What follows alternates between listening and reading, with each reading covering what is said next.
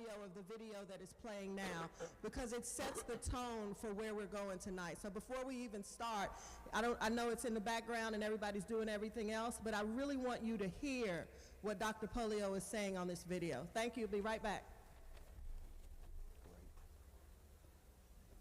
One more time. Schools, and I've come to you tonight to discuss the student assignment plan at Jefferson County Public Schools. And I could really be speaking to all parents about the needs to improve our student assignment plan in every corner of this county.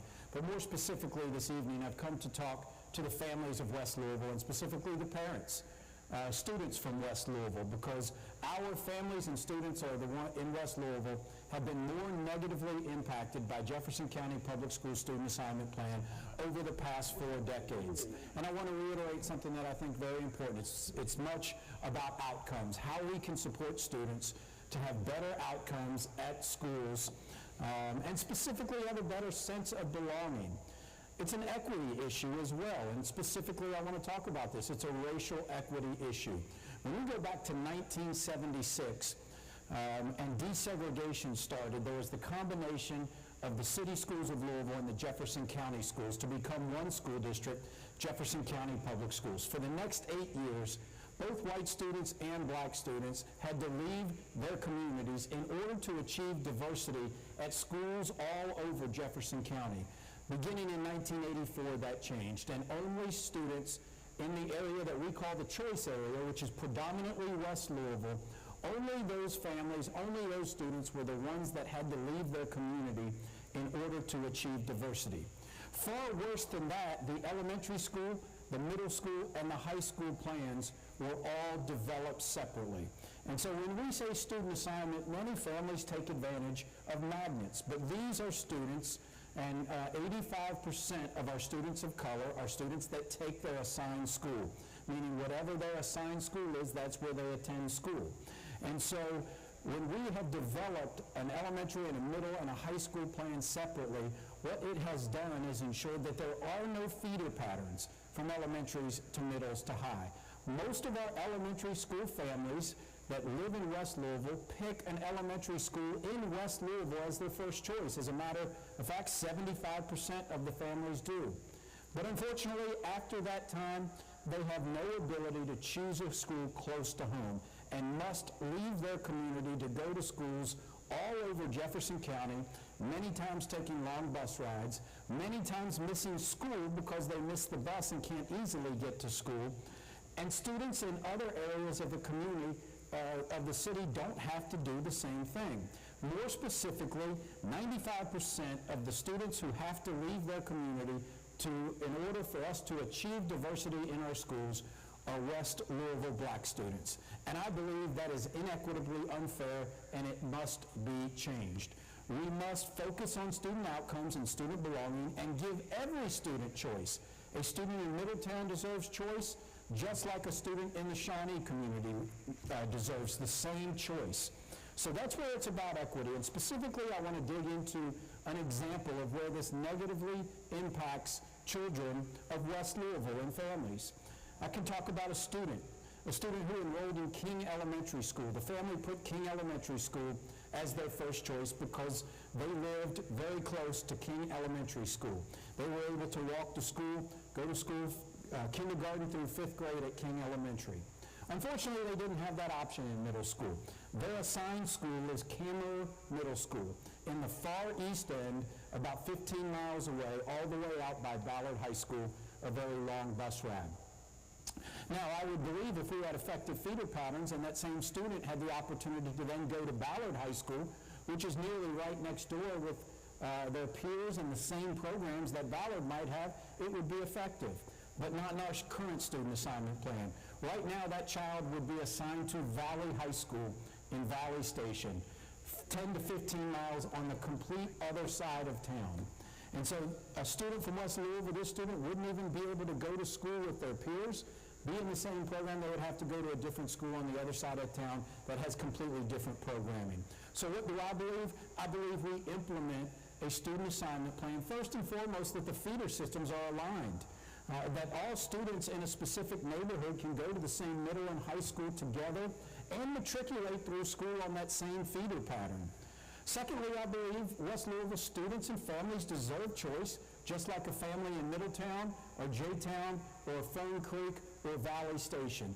They deserve that same choice. So what we have to do is make sure that we develop and resource schools in West Louisville appropriately, give great programming and options for our students, and give them and you the choice to attend a school close to home or to continue to go to a school outside of your community. That would be the choice of West Louisville families, and I believe that's the difference that we have to make. For 4 decades now, 38 years, the families of West Louisville have bared the responsibility and the onus of diversity in our schools all over this community. And now I believe it's time that we give choice in great schools, that option to families of West Louisville as well. Thank you. Hi, I'm Marty Polio, Superintendent of... Hi, everybody. I am Sadiqa Reynolds, President and CEO of the Louisville Urban League, and I want to thank you all so much for coming out with us tonight on a Tuesday, sort of a cloudy Tuesday. We really do appreciate it, and it is the right thing for us to ensure that our students have every resource possible. I want to thank our partners in this. First of all, to the Pulitzer Prize-winning Courier-Journal. I want to thank you all so much for partnering with us on this wonderful opportunity to really educate our community and allow folks to give feedback on what is to be the student assignment plan. And so thank you to Mary Irby Jones, who is the executive editor of the Courier-Journal. Thank you to Vita. You all not clapping? I say you clap for the Pulitzer Prize-winning Courier-Journal. Also, thank you to Vita Morgan. Thank you to Mandy Mclaren. And then you will also see Bailey Loosemore running around here somewhere. We will have the opportunity to text in questions. If you have a phone, there will be a text number up on the screen at some point. You can text your questions in. For those of you who are technically challenged, you can write them down, and Bailey will be walking around and she will get those questions. If you are up in the stand, she's not going to come up there. She's only going to sort of manage this part of the space. But, you know, you all can text. You can text up there because we really do need everyone's feedback here. And so I just want to acknowledge really the trying times that we are living in. And I said this when we had the press conference about this event. We certainly recognize at the Louisville Urban League that people are stretched and strained about as much as we can take, honestly. And I think we need to be really truthful about that. And it says something about our community that you would come out. It says that you really do understand that it could be another 40 or 45 years, yes, before we have the opportunity to change or influence this student assignment plan again. We are here with you, the Urban League, listening and trying to ensure that we understand and that we are using our voices. And that is why, that is the same thing that we want you to do. We want you to listen, to understand, and make sure that you ask the questions that you believe need to be answered for your household. This educational system has not worked for our children, and it was not designed to work for our children. And I think that, thank you, when you listen to the words that Dr. Polio said in the video, that I don't know if you could see it, if you could see over our heads and you could see it, but I think it's important to understand the damage that has been done in our community by the current student assignment plan. It simply is not acceptable. And so the question becomes, where do we go from here? What do we do next? And that is the thing that we are all charged with helping to inform. And so this is a very important conversation. I think this may be the conversation of our lifetime in this city. And so I thank you so much, not just for tonight, but there will be future conversations. There will be opportunities for you to weigh in, and I am begging you to do it. You never, this city never, oh, that's a lie. I was gonna say this city never disappoints me. That's not true, but you don't. You never disappoint me. And so I'm just asking you to do everything that you can to make sure that our children are taken care of. So there are folks who are looking online. Welcome to the Norton Healthcare Sports and Learning Center.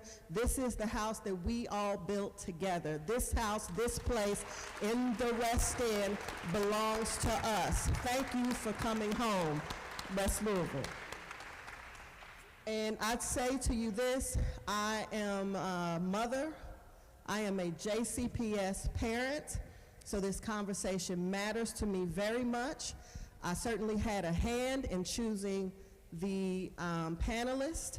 These panelists are here because we believe that they will ask the questions that you have asked us when you come into the league. And I always tell people when they say, well, what kind of survey did you do? Listen, 23,000 people a year, 23,000 visits a year into our building. We're doing housing, workforce.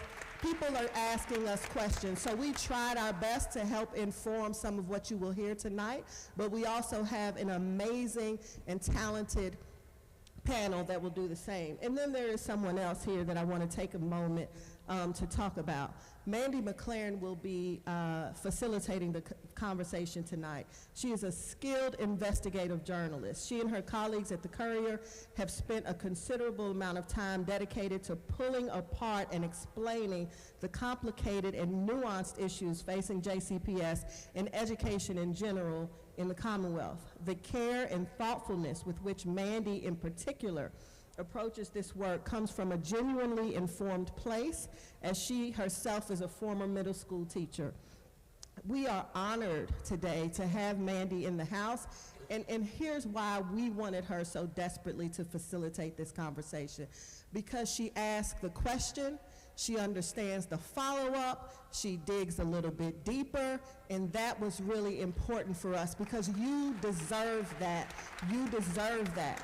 And so I'm really proud that we were able to get these folks together to engage in this way. And then I want to point out somebody else. So we've got the obvious folks, but we got somebody else that you all might not know. And I'm not going to have another opportunity to speak to you, so I'm going to say what I need to say. Brent McKim is the chair of the Teachers Union. Whatever, don't clap yet, listen. Whatever happens, we have got to make sure that the teachers that we have prayed for and stood with and protested with, that they are with us. Our children are not being educated as best they can be. And it is not because teachers don't care. It is not because the teachers don't want to. We have teachers who are spending their own money, investing in our students, loving our kids, wiping their noses.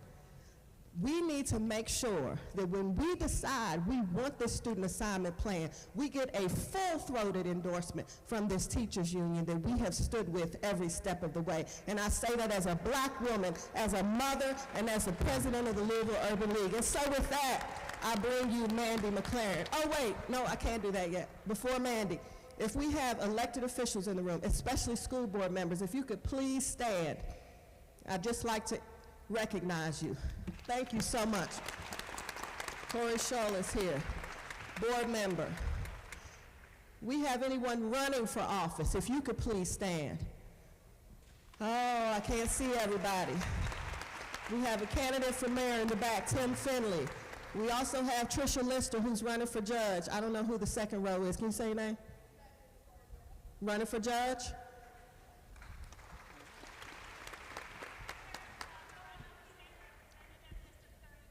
Sarah, what's your last name? Stalker, running in District 34. All right. Sadika, you have one in the bleachers. Somebody in the bleachers? I told you I wasn't looking at the bleachers. Who is that? Okay. I assume y'all heard that. I'm sorry, I couldn't hear. All right, and so now I will turn it over to Mandy. I thank you all for engaging and for constantly showing up. It is my honor to serve you in this capacity. Thank you so much. Thank you to the panelists. Well, thank you, Sadiko, so much for that kind introduction and for having me here tonight. I really do feel privileged to be here and feel the responsibility to get the community the answers that they deserve. So without wasting any more time, I'm going to point you to the text number in case you did not catch it on the screen yet. The number is 502-354-8601. All you need to do is send a text to that number. You can send as many texts as you want throughout the evening, and we will be responding to them. I am going to start by introducing two folks who are going to handle basically the first third of our show. The first one probably needs no introduction to most of you, but I'm going to do it anyway. We have Dr. Marty Polio, who is the JCPS Superintendent. He began leading the district in the summer of 2017 before becoming permanent superintendent in February 2018. He began his career in 1997 at Shawnee High School as a teacher, and in his, I think, 20 years around the district, maybe, he served as assistant principal at Wagner, principal at J-Town, and principal at Doss. His daughter, who is a high school senior, has participated in magnet programs since she was in elementary school. So I think it's pretty fair to say you've been around when it comes to student assignment. Correct. Our second woman here to join us along with Dr. Polio in the educational intro of this is Amanda Averitt Bush. She is the Executive Administrator for School Choice for the district. She also goes pretty far back, being a member of this district, joining it in 2006 as a special education teacher and counselor at Valley High School. And since she's come over to really lead the school choice and student assignment reforms at the district, she's participated on pretty much every committee that's been happening in the past several years that have led to these proposals you'll be hearing about tonight. So we're very happy to have you both here to educate the community, and I'm going to pass it right off to you, Dr. Polio. All right, thank you, Mandy, and thank you for everybody for being here. What a great group we have here. Very excited to see the amount of people that have come out to engage with us in this student assignment conversation. First and foremost, it was painful to sit here and listen to myself over and over and over again. So you guys are probably already tired of listening to me. But to Sadiq's point, I think that did sum up the past a lot. Or I should say the past, where we currently are as a school district with our student assignment plan.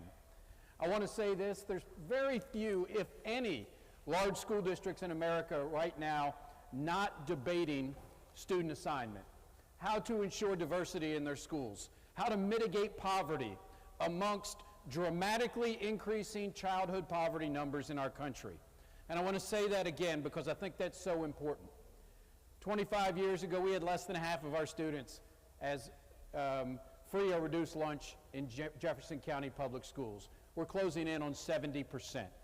70% of the students in Jefferson County Public Schools are free and reduced lunch. Really difficult. The more poverty you have, the more difficult it is to mitigate some of the things that happen, especially with children, as a result of that. I'm not saying that we wash our hands of outcomes, but the challenges remain and the challenges increase. And so when we talk about student assignment, though, Jefferson County is very unique in many ways. And so I'm not going to, I've talked for 2 or 3 years now about the problems with our current student assignment plan. I hope you've heard that. I'm not going to spend a lot of time on that. What I am going to spend a lot of time on are what I believe the solutions to be. And so there is no perfect solution. There is none. When we have the 5th most segregated housing community in the United States of America, that's what we have right now. It becomes very challenging then to say, how are we going to have diverse schools without putting it on the backs of certain students? That's the challenge we face as a school district. But in the end, what I'm focused on in this is student outcomes. That's what I'm focused, and we have to do better. It is very clear. We have had the past 30, 40, 50 years, the same gap exists. The same things are happening to students each and every day that we need to mitigate or stop and eliminate that achievement gap. And I want this to be clear. I'm not saying the only reason we have this gap is because of the student assignment plan. I want to say that up front. There are many factors that go into success for students. Student assignment being one of them, but I'm not just blaming it on student assignment. However, we have a student assignment plan that puts the onus of diversity on our neediest children, and it's been doing that for 40 years. Secondly, we have a student assignment plan right now that hasn't been evaluated in 40 years, and I mean significantly evaluated. It's been tinkered with, but it has not been changed in 40 years. So I will tell you this, no matter what, that should not happen.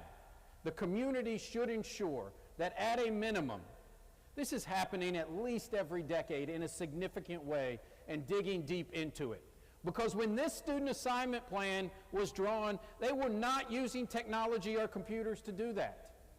And I have seen through this process, there's people that know a lot more than I do and have a lot better technology than I do that can ensure that we make a much more equitable student assignment plan. And third, we have a student assignment plan, as you heard, that were drawn separately. A middle school plan, or excuse me, an elementary school plan, a middle school plan, and a high school plan. And by the way, then we have a magnet school plan as well. We have 4 student assignment plans. We don't have one. And that is not effective or efficient. If you talk to any principal, they will tell you the ability to collaborate. If I'm a high school principal, when I was a high school principal at J-Town High School, to collaborate with my middle school partners to say what students do we need to provide interventions for, to work on, or provide wraparound. So we couldn't do it because there was 8, 9, or 10 middle schools from all over town. That is not effective for student outcomes. And so those are the things that we have to change. I've been in this district now for 25 years, believe it or not. So 25 years. And for 20 of them, I was in a school. I was at Shawnee, Wagner, J-Town, and Doss. All schools that at one point or another someone has indicated as being low performing. All schools that serve students of West Louisville. And for most of those years, I felt like something wasn't right with the student assignment plan. I would meet the buses outside at the start of the school day, and kids would come in on the buses. And I would see that the engagement that students had that came in off of they just weren't engaged in school like I knew they needed to be. I call that sense of belonging now. And I think you ask any educator, they will tell you when a student has a sense of belonging, they will much more likely to be successful. That sense of belonging in a school. I will tell you this from my experience as an educator, when a teenager especially, they're going to have a sense of belonging in a school, or they're going to find their sense of belonging somewhere else. We want it to be in the school, and that's where we need it to be for successful outcomes. And so as I took this superintendency, I said, well, I know we got a problem with student assignment. Hadn't been done in 40 years. Time for me to start studying this. I have really studied this over the past 3 or 4 years. And the more I peel away at the onion, the more problems I find in this student assignment plan. That is negatively impacting student outcomes and student belonging. It's not the only thing that contributes to it, but it is a major factor in the problems that we face each and every day. I've come to know this student assignment better than almost anyone, maybe with the exception of this young lady behind me here who will be talking to you in a little while. And so in the 2 or 3 years I've been talking about this, I think it's important to know, I have not had one person tell me, not one person say, what we're doing now is right. I think Sadiq were pointed to this. What we're doing now is good, let's not touch it. Unilaterally, people have said what we're doing now is not working. And so instead, let's figure out a way to change it. Now, I'm going to tell you, it's going to be hard. It has been hard for me to stand up here and do this. It's hard for me to stand up here, in this facility in West Louisville and say we need to change specifically for students of West Louisville. We need to change for all. You will see we have flaws in the entire system, but predominantly for students of West Louisville. And that has been hard. And that's why no superintendent has touched it in 40 years, because it is difficult and challenging. But Amanda behind me, we have talked a lot together. Robert Moore, our chief of schools, who also went through this student assignment plan. We said this, it's a moral imperative that we do this. Someone has to say it's got to be now. And that's where we are right now, and that's what we want to share with you today. Now, a lot of people want, we have some great recommendations, I believe. 2 years ago, we had some recommendations. This is far beyond that. This is all-encompassing elementary, middle, and high, and our magnet programs. I'm going to tell you this. This will not go in front of our board for a minimum of 2 months. So we have 2 months to do this right here. Your feedback is critical in this, especially when we get into the school support plan. It is imperative that we support and resource the schools properly, provide the funding necessary to make sure that our schools in our highest poverty areas have the most resources. And I'm going to quote Miss Maddie Jones here. I don't know if she remembers saying this. She's in the front row here. But in a book by Tracy K. Meyer, she said, and I'm not be able to use the same colorful language that she did, but I'm just summarizing here. She said, essentially, we want to be able to go home, but we don't want those sorry schools that were there before. We want our schools to be resourced and to be quality schools. And that's what we want to provide. We need your feedback in that. But my point is we have 2 months to do this. And so I don't have all the answers. We don't have all the answers. I believe we have a really good plan to bring to you, but we also need your input and feedback over the next 2 months before taking it up front of our board so that we can implement something different that is going to impact our kids significantly. Now I'm going to tell you, this is hard and confusing. I could do this in 2 hours. They gave me 20 minutes. I don't know how I'm possibly going to get you to, you will, when I'm done, you will be like, what did he just talk about? You can promise you it's the right way to go. So we can just stop. I'm just kidding. But all of these things will be available on our website around student assignment. I would encourage you to look into it, to study it, to understand it, to ask questions, to give us feedback. That's the important part of this. So it's really hard. I'm going to do about 20 of student assignment. Amanda's going to do 10 or 15 about magnet schools. Now here's where it comes into play. What's the difference? Student assignment and magnet. They're all about choice, but student assignment is the school I go to if I just take the assigned school the district gives me. If I call the district and say, I live at 123 Main Street, what school do I go to? And they say, you go to XYZ school. Take up proof of residence to the school, they will enroll you and get your child in classes. That's an automatic. That's a student assignment. We have that K through 12 for every student in this district. Some people call it their reside school, but that's what student assignment is. Magnet schools and programs within a school are the opportunity for students and families to apply for schools that may have a program of interest or a magnet of interest for them. And we still want to do that. That is an important part of this work. Research shows student belonging, when a family says, I want my child to learn a specific way, and they choose a school for a reason, they're more likely to be successful. That makes sense, right? I mean, if I have a child who, now, if I had gone to performing arts school in elementary school, if my parents had put me in performing arts, I'd have been miserable. All I wanted to do was dribble a basketball. But, you know, my sister would have loved it and been great. And so we still want those opportunities, those learning experiences that engage kids. But what we have to do is make them accessible to all. These were built in 1984 to be exclusive. I'm not going to hide here about this. In 1984, it's well known, they were built for white families in the suburbs. And that's what they've become. When other cities have built just thriving magnet programs that bring kids from all over the community into a very diverse setting. That's what we have to have. We have to have that. So Amanda, thank you. Amanda will talk about that. Specifically, I'm going to talk about the assignment piece of it. I will remind you the vast majority of our kids choose their assigned school. And as you heard me say, about 86% of our students of color don't even apply for a magnet. They take their assigned school. We got to get better at that, but we also got to make sure the assigned school is a great school for them as well. So as we run through this, you know, I said we haven't undergone a comprehensive change in 40 years. That has to change. I told you the history. I won't go through it as much again. You know, 76, and I want to say this, the community did miraculous things. To think within 6 months that they combined 2 districts, 2 boards, 2 superintendents into one. I can't even imagine what that summer must have been like for educators to try then to be prepared. You know, the National Guard on buses to ensure kids. I mean, that was miraculous stuff. And at that time, like I said, it was near 50-50. Students being transported from one community to another to achieve diversity. That changed in 1984.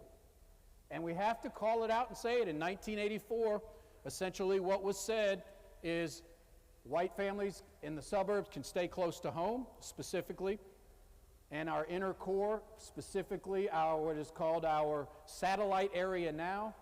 We'll chop that up into a bunch of pieces that correlate to another school, and those students will now have to leave their communities for the sake of diversity. That's the way it's been for 40 years, and on top of that, let's make sure we build these magnet schools that attract folks from the suburbs. So let's level set. Let's be honest. That's where we are right now. That's what happened today. Today, a child got on a bus down here or missed a bus. Today, a mother sent one child to Cameron Middle School and another child to Valley High School. That happened today. That might be you. That happened today. And it will happen tomorrow. And we wonder, how is a family, how's a mother supposed to be engaged when got to go from West Louisville to Cameron Middle School to Valley High School? That happened today. The time to change is now, guys. That is racially inequitable. I could use stronger words, but I think that is extremely problematic when we talk about outcomes for our kids. These are the pillars we've built student assignment on: equity, access, ease of understanding, diversity, and choice. I think we're 0 for 5 right now as a community, as in a district. We got to get better at that, and I think this plan does that. We have to know our current plan. These are facts. Current plan. Our black and brown students are more likely to attend a Title I school. Title I means high poverty. In JCPS, that's 70% of the kids qualify for free or reduced lunch. Think about that, 7 out of every 10 in a school.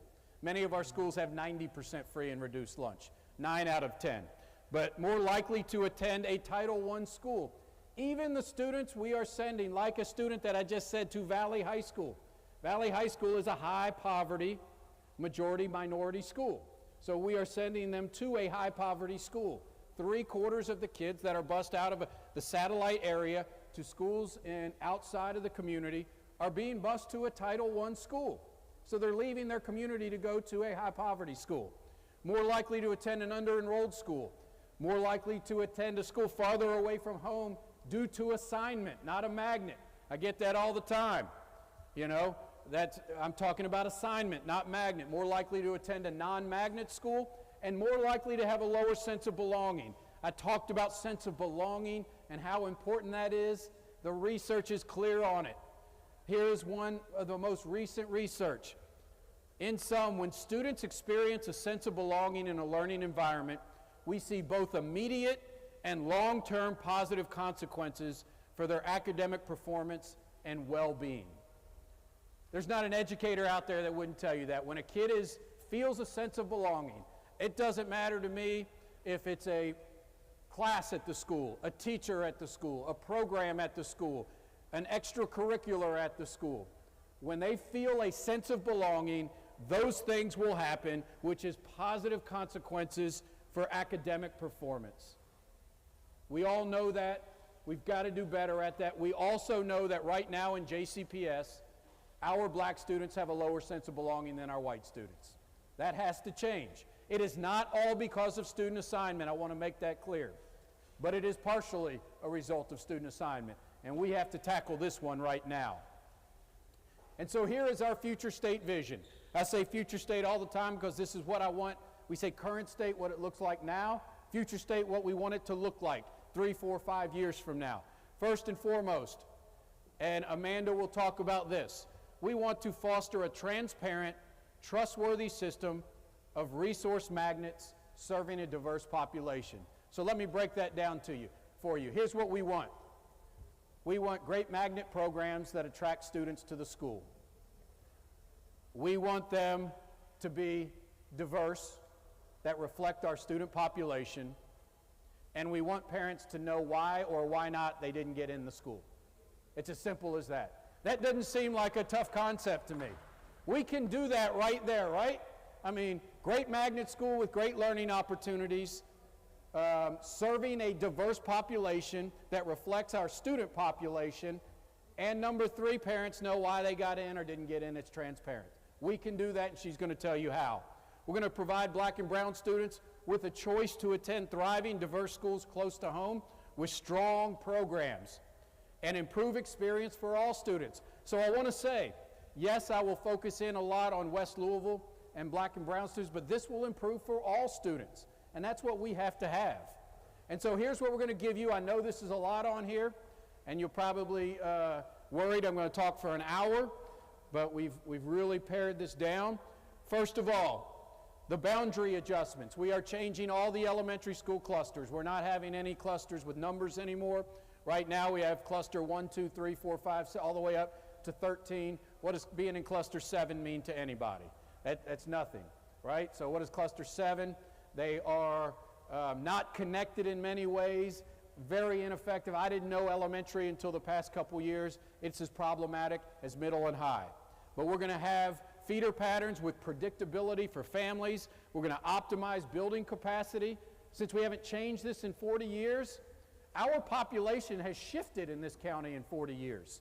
And we haven't changed with that. And so we have schools with 125% building capacity and the other one with 55%. It's not effective. And then maintain choice for families not in the choice. So all families get choice. Then the green to the left of that, we're going to have a dual resides. I've talked about that a lot, but essentially we are guaranteeing a choice for students, what we will call in our choice zone, which is where we sit right now, our choice zone, that's guaranteed multiple choices at each level, elementary, middle, and high, a close to home option and an away from home option. We're going to talk about our support plan for those schools. Amanda will talk about magnet strategy and briefly our new technology, and honestly, we have to do a better job of outreach to families, especially in West Louisville, to make sure that we get families applying early, because right now what's happening is those that apply first get the first seats. And we've got to do a better job making sure we have outreach to families. So let's look at this. First and foremost, we are going to have a choice zone, which you will see in a second. A choice zone is guaranteeing 2 options, 2 schools at a minimum at every level for families in the choice zone. And I want to reiterate, that option is guaranteed for the family. It is guaranteed. They have the opportunity, if they want to stay home close to peers. They have the opportunity for increased participation in activities, athletics that lead to student belonging. Amanda, right behind me, grew up in West Louisville, she probably will tell you. She went to Stewart Middle School. That's where she was assigned.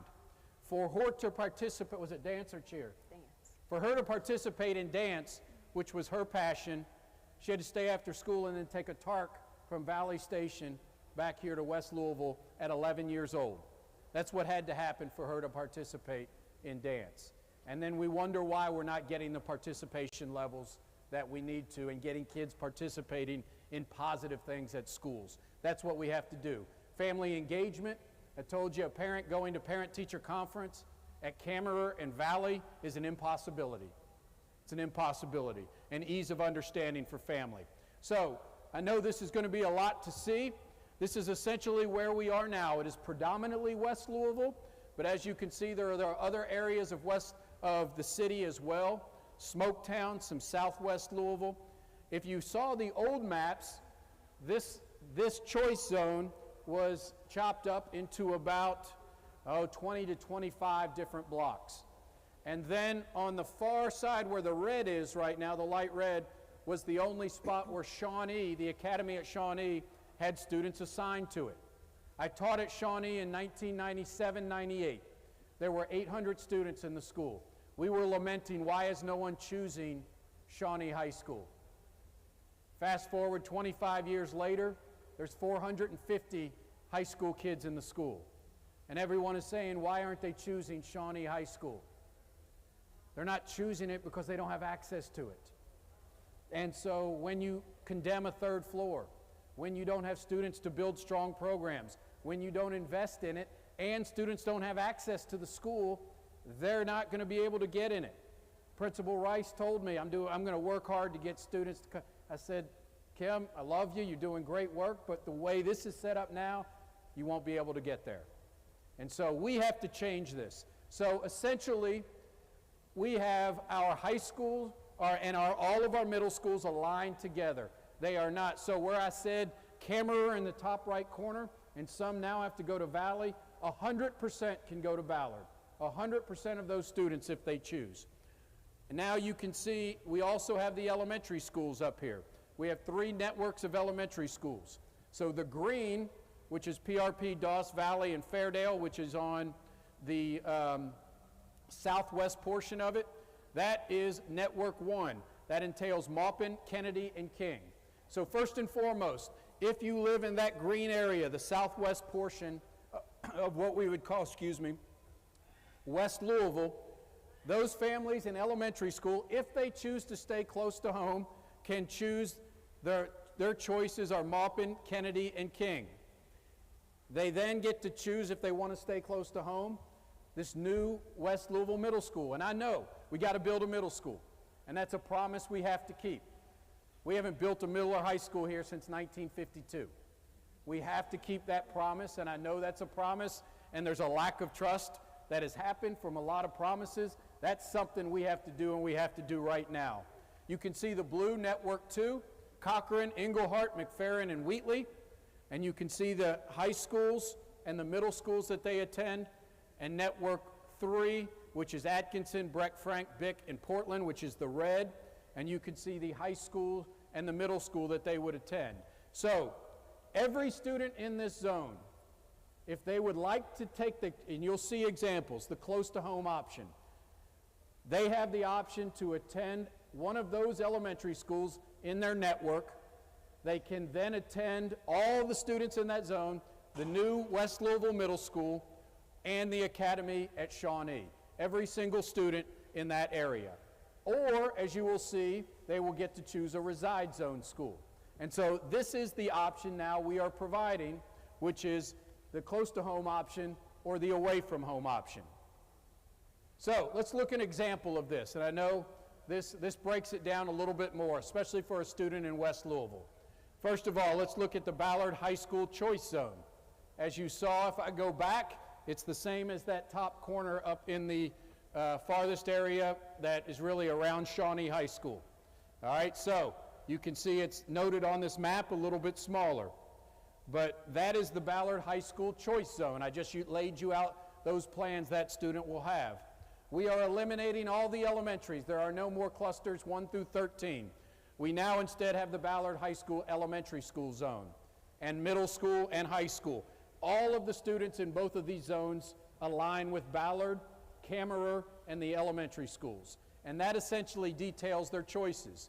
So the Ballard High School Reside Zone encompasses those 6 elementary schools.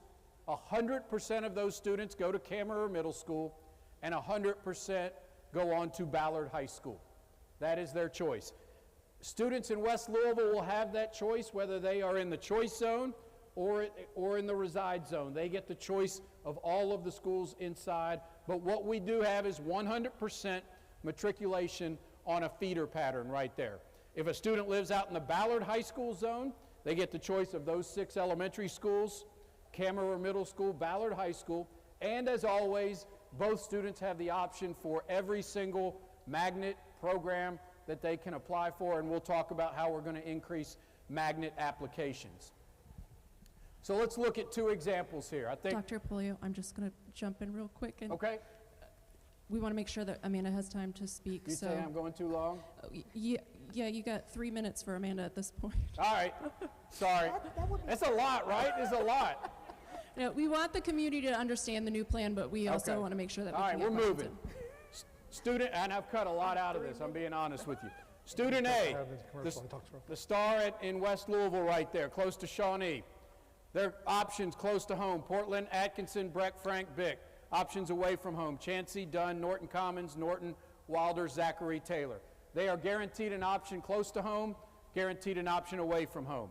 Middle is the new West Louisville Middle School or Kammerer. The high school is the Academy at Shawnee or Ballard. All of those are guaranteed for that student with the star in the choice zone. Student B, as you can see out in the Ballard resides, their choices are the same 6 elementary schools. We do add Portland in that because they have the option in the choice zone.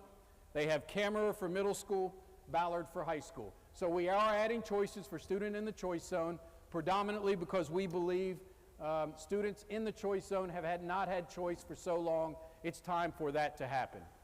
So I just show you a couple of quick maps. These are the elementary boundaries. Currently, this is what's happening. Those are the middle school boundaries. Those are the high school boundaries. They don't align at all. That is not effective in how we do this. Instead, here's how it's going to look. Here are the middle school. Here are the high school. A completely different thing that helps students. I'm not going to go through this. You go through this at home. On the left is our current feeder patterns. There's 90 of them between middle and high school. So if you go to Jeffersontown High School, right in the middle of the columns up there, you see there's 9 different middle schools that kids are sent to. 9 different middle schools. That's their assigned schools. Carithers across the top. There's 8 different high schools their 8th grade class goes to. How would you possibly have good programming that way? Over to the right is our new feeder pattern chart. Carithers now has 2. They have 2 high schools that they send them to, Fern Creek and J-Town. And all across the board, it's that same way. So I think we go from 90 to 27. These are the networks, and I'll just show you. High schools at the top, middle schools, and then elementary schools below it. So Network 2, Network 3, I would encourage you to go take a look at these. I know that's a lot, but this is so much smaller than the feeder patterns that we have now. And so what this is going to do, it's going to build consistency, continuity, and choice. All students get choice close to home, predictability, and students in the choice zone have an additional choice, which is going to improve that sense of belonging. I'm going to touch briefly on this. We need your input before I hand it to Amanda. This is so important. We must invest in our schools. We must invest. Our board dedicated $12 million to our highest poverty schools. These are our choice zone schools. So what we want to do, we want to make sure the principal gets paid more in a choice zone school. We want to make sure the teachers get paid more in choice zone schools. We want to make sure we have more wraparound services for kids. That, yes, it's going to be higher poverty schools, but we want the resources pulled into those schools. We want great programs, like we just put a flight simulator, the best simulator in the state of Kentucky, at the Academy at Shawnee. We want families to say, well, I want my kid to have access to that. So we want one-to-one technology for everyone in facilities, and all 3 levels will have small class size. So we're dedicating every year $2.5 million to Shawnee, $2.5 million to the new West Louisville Middle School, and then our 11 schools that are much smaller schools, $7 million across those 11 schools, for a total investment of $12 million every year in the 13 choice zone schools. But we need your feedback, this one specifically. Tell us, help us. What do we need to put in these schools to make sure that they are the right options for families and are a great option? That's what we want to make sure we provide. So we have the dollars to spend. What do we need to spend it on? That's what we want to hear from you. Please give us that feedback. And finally, as I wrap up, I know that was a lot. I do want to say this. I get asked all the time, how are you going to ensure this continues? Here's what I'm going to tell you. I can't promise a future superintendent or a future Board of Education won't take steps to dismantle something. Or there's no way I can do it, or pull money back. It's impossible to do that. The only thing we can do is build into policy the ability to say, all of these things we're putting into policy. And if someone's going to change it, by law, they're going to have two public readings, so the community is notified they are trying to change our policy and our funding. I can't promise, but what I can do is put this in policy with our board so that you get notified clearly if this is changing. This is the way it's supposed to be done, like this, where we talk and give you all the facts. Not like they're doing it in Frankfurt right now, like they're doing it, like we're doing it right now, and being open and transparent about it. And then finally, each and every year, having a summative evaluation process where an outside agency comes in, audits what we're doing, and says, are we providing what we need to our schools? This is an outward-facing document by an outside agency that says they said they were going to do this, here's what they did. And if we didn't do it, we got to answer the questions, or whoever's after me. So as you can see, That was quick. I'm sorry that was so much. It's like a fire hose. I'm sure you can tell my passion about this. This is so important. Just as passionate as me is Amanda Averitt Bush, who runs the whole thing. She's the expert on this. She's going to talk to you about magnets. Thank you. All right, so I'm a talker as well, so I'm trying to figure out how I'm going to get through these slides in 3 minutes. No, you got a little more than that. A little more? Okay. All right. Amanda, take the time you need, and I will say that I know that a lot of questions tonight are probably going to be about the resources and the supporting of schools in the West End, and we will get to that in the question and answer in quite detail, I believe. So. Okay, great. Thank you. Okay, so I'm going to take some time to walk us through the magnet section. Dr. Polio has already mentioned how magnets were built in JCPS. So we know the foundation was in response to white flight and market share. And what that means is when districts were charged with desegregation across the country, JCPS said, just because of political will or what was going on at the time, how we are going to promote and increase diversity is we're going to make sure that we don't have families leave JCPS and go to private school. So we're going to create exclusive magnet schools to retain families. And that is what we still have today. So what we are saying is that is not the purpose of a magnet. Magnet Schools of America came in before I came to student assignment in 2015. So they came in and did an audit in 2014 and told us that we were not aligned with best practice, that magnets were built to promote diversity and increase integration. They should be located in the urban core, which is one thing that we did get right in our district, but they don't have access in the community. I had a child who was 4 years old. I was raised on Shawnee Terrace, raised my children on Shawnee Terrace a block away. We applied to a program for a 4-year-old, my daughter, who was my last child, who's now graduated, but she was not accepted 2 years in a row. Her older siblings attended the same school, so I didn't think I needed to go on a tour. I was already an engaged parent and knew about the school. She was 1 point away, had to have teacher recommendations and other things to be able to enter school as a 4-year-old because she has an early birthday. So the amount of anxiety we have on parents is not something that we are looking to continue in addressing our magnets. Magnets are used, again, to promote diversity, and they are supposed to have inclusive enrollment practices. So right now what we have is limited access for students of color, limited seats in engaging programs. We just wrapped up our first and second round of magnet applications, and I'm sorry if there are some of you in here that don't understand how their child was not accepted into a program that's on a wait list of hundreds possibly, because that's what we currently have with our system.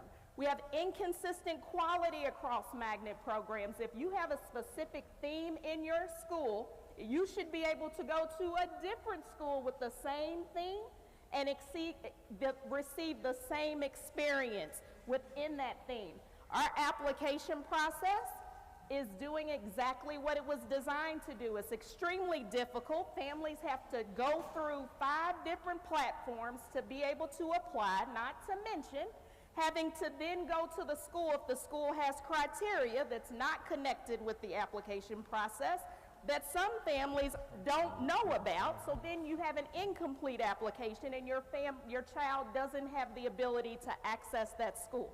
That is no longer going to be the case if our recommendations move forward. Lastly, we have school-initiated exits. Now, I have 3 children that all came through JCPS. They are lovely 98% of the time, but if they're not, they're mine. And so I take ownership. We go through those difficult times and we work through our issues. Right now we have magnet schools that say if you don't follow the line that I have drawn, then you need to go on to greener pasture. So what message does that give to our students? You take ownership, you implement interventions, you have resources to be able to ensure that that student is successful in that program. Because how is the next school going to respond? And how do they feel having to transition? And so moving forward, this proposal will address a comprehensive magnet strategy. So no longer will the basis of our magnets be in response to market share. We are going to be aligned with Magnet Schools of America. We are missing out on millions of dollars that they give out grants to improve magnets that we've submitted several times, but we're never going to receive it because we're not aligned. And so we will have a strategy in place to make us competitive so that we can strengthen our magnets. We're going to have a transparent and trustworthy system of strong resourced magnets. We're going to improve equity and access in our magnet schools and programs. And what's going to keep us toward our North Star is clarifying our purpose and making sure that we're aligned. So on the next slide, you'll see sort of the areas of focus. And what I will say, I will be presenting this in a smaller, more intimate setting next Tuesday when we have our board community forum. So I welcome you to come to that at Shawnee next Tuesday so that we can go through this in more depth. But again, what we will be looking at is having that clear focus, making sure that we have program standards. So if you have a theme implemented in your school, there is school accountability. And there also is accountability on the district to be able to make sure that schools have that support to have successful magnet programs. Reviewing non-magnetic magnets. In 2009, a former superintendent decided to pass out magnets like Oprah. You get a magnet, you get a magnet. Well, some, because of strong leadership, flourished, and then some did not. But there was not guidance or support to be able to ensure that the theme was implemented with fidelity. We want to make sure that we're reviewing magnets because we are taking a stand and we are asking the community to be behind us and our board to be behind this, to say we are moving forward in the correct way. We want to do magnets right in JCPS, and that is how our future looks. Looking at moving themes, this is an issue that we have. Best practices whole school implementation, wall to wall, whether it's your reside school or whether you've applied to go there. So we have a situation at Hawthorne, which if you don't know, that's one of our elementary schools. They're Spanish immersion. They implement wall to wall, but they're also a cluster school.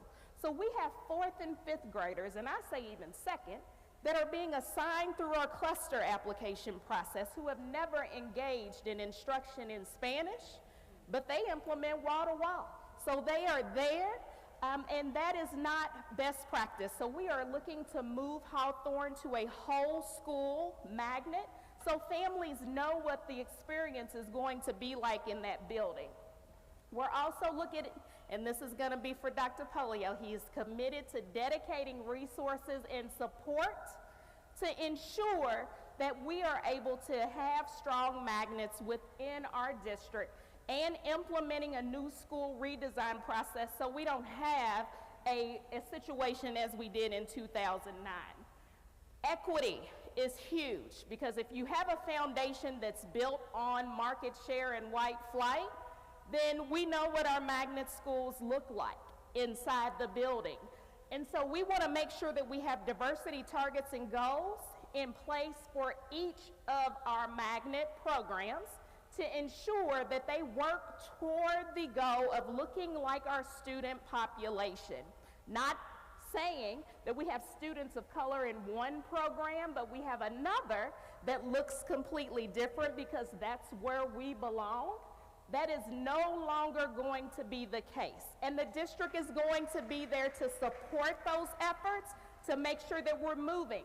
So that could look like running their criteria through a racial equity analysis protocol to look at inequities in the criteria in admissions process to make sure that we're addressing that. Removing school-initiated exits. Having a centralized lottery. When I first came to the department, it was quite strange to me that we had a lottery that was implemented at the school level, that the school managed. And so we want to make sure that there's transparency. I talk to parents on a daily basis, And they may not be happy that they are number 68, but we want to make sure that the process was equitable so that families can make an informed decision and that it's transparent for families. Also making sure, again, I've talked about the mirror themes. We want to make sure that there is theme alignment.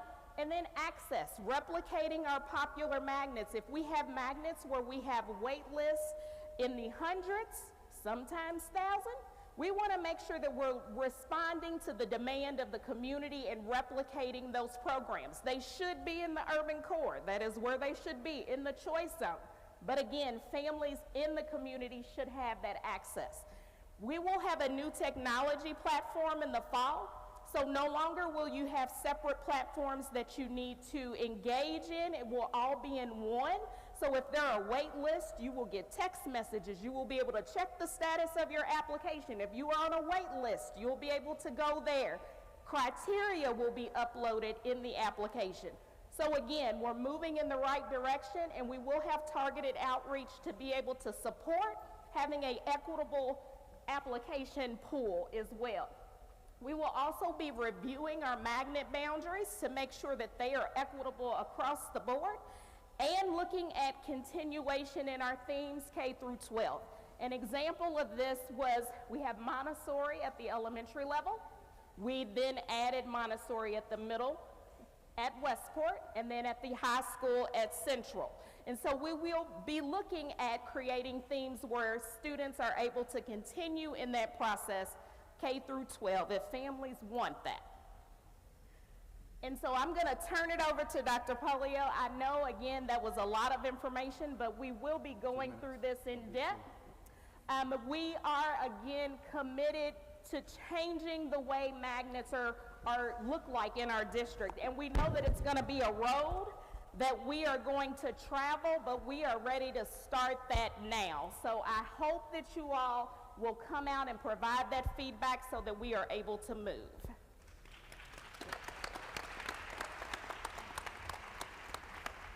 Amanda has done an amazing job of changing the department already, huge advances, but as she says, you can only go so far until we change the engine in the car, which we're doing right now. So here's what it's going to be implemented, here's what we're going to look like. If this, and you'll see the timeline for passing, this will not affect 22, 23 at all. The upcoming year is set. We would like to pass these in front of our board.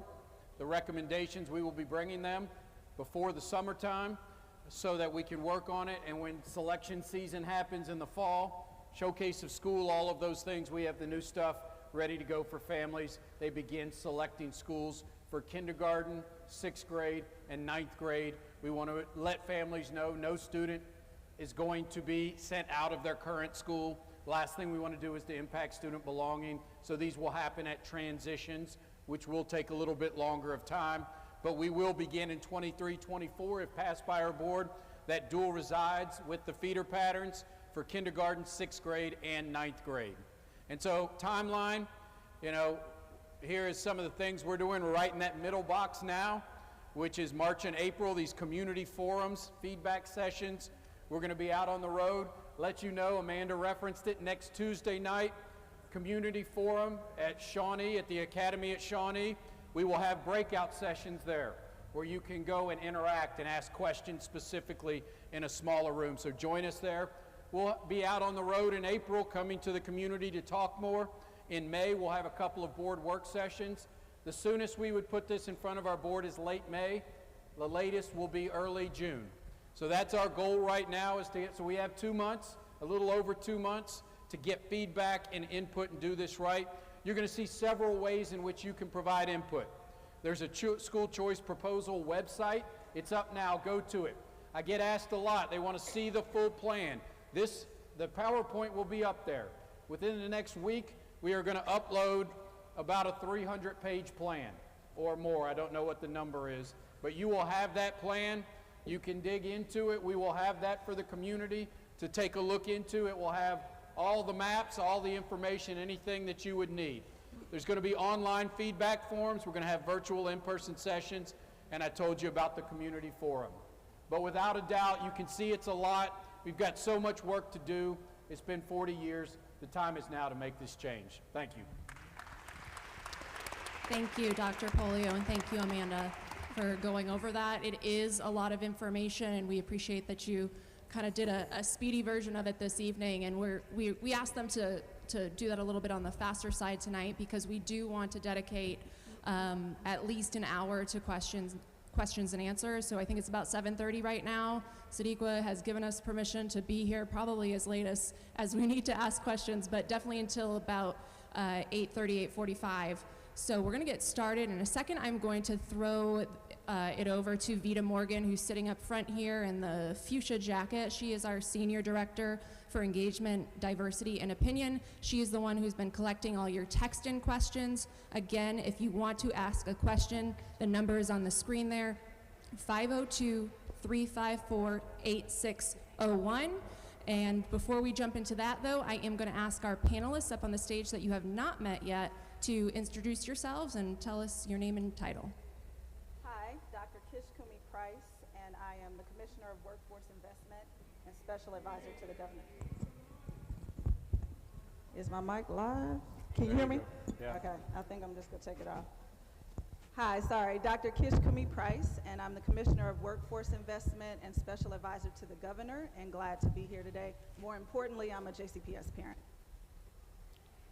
Raul Cunningham, President of the Louisville Branch NAACP and a member of the NAACP National Board of Directors. Hi, I'm Brent McKim. I am a high school science teacher in JCPS, and I am the elected president of the Jefferson County Teachers Association, which represents about 6,000 educators in the Jefferson County Public Schools. Thank you all for being here.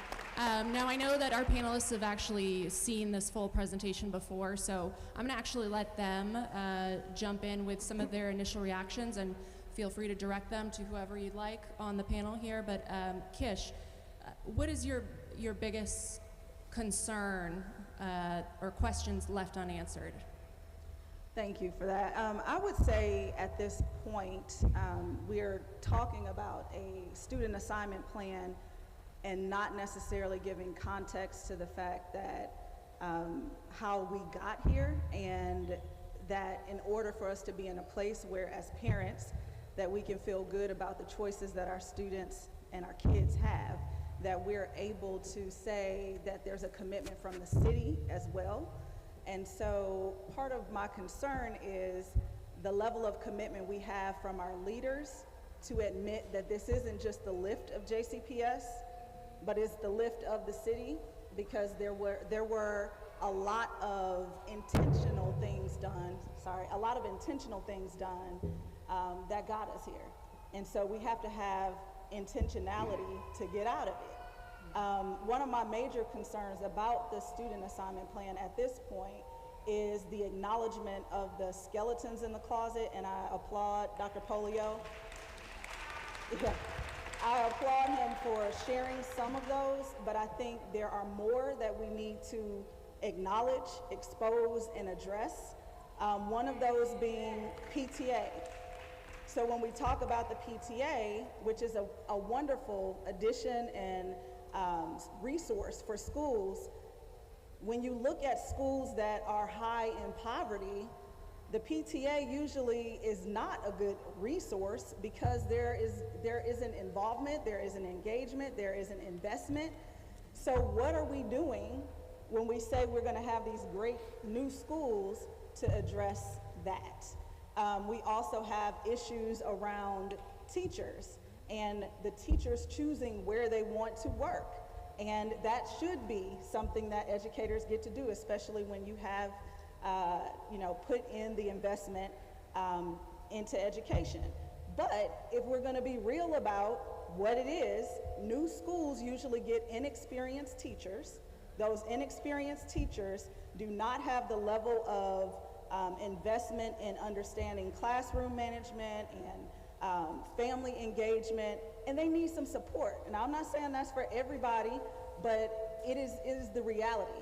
Who started a job without any experience, and you're cool with not having any kind of mentoring and coaching? It doesn't happen. And so that's why we see that a lot of these schools are not getting the level of attention that's necessary. So that's I said a lot, but I think my question there is, the question is, what kinds of commitments can we have, not to solve all the issues, but to say we're going to call out all the skeletons that we know of that are in the closet and try to at least address them? So I'll start with that, and anyone, I think those are great points, Dr. Price, and right on the money. And you know, I think I am one that will be pretty honest about many of the skeletons that are in the closet as much as I can be. I've been in the district for 25 years. So we have to do that. We have to know how we got here. We've spent the past couple of years at least talking about the problems in the current student assignment. I'm not here to indict anyone from the past, you know, whether it's the 80s, 90s, whatever. You know, that is not my role. My role is to say, what do we need to do now to improve student outcomes? I will say this, and you are accurate about that. One of the major concerns that I hear all the time is around how are we going to have our best and brightest teachers in our highest need schools. I was a principal at Doss High School, so, you know, 85% poverty. I know what it was like. I know what it was like to have a teacher vacancy and have one applicant for the job. That's not really good perspective, especially if that applicant doesn't give a good interview. And you're saying, do I now hire this person or risk the chance of not having someone in that classroom? And so what I want more than anything, and I want to say this, veteran teachers are great. I stand by it. Experience matters. But more than anything, enthusiasm and passion for this work matters. So I want more than anything a teacher coming in that says, I want to be here, I want to engage with these students, I want to make them. That is what we have to have. Now, some of that is experience, some of that may be newer teachers. And that's what we have to have, but what that requires is options. And so, you know, I want to be clear here. I don't believe that compensation is the only thing that matters when getting teachers to come to high-need schools. You have to build a culture where they feel a sense of belonging, I said that before, and a part of a family. That's a requirement of leadership and principals to do that, because it is harder work, there is no doubt about it. But in the end, increased compensation, I believe, will bring more options for a principal when they can go out for that teacher vacancy and they have 4 people to interview instead of 1, and then they can make the best choice for that staff and faculty, and I think that's imperative. I'm going to call an audible and we'll get back to you all, I promise, but I think it's important while we're on this topic to dig into it.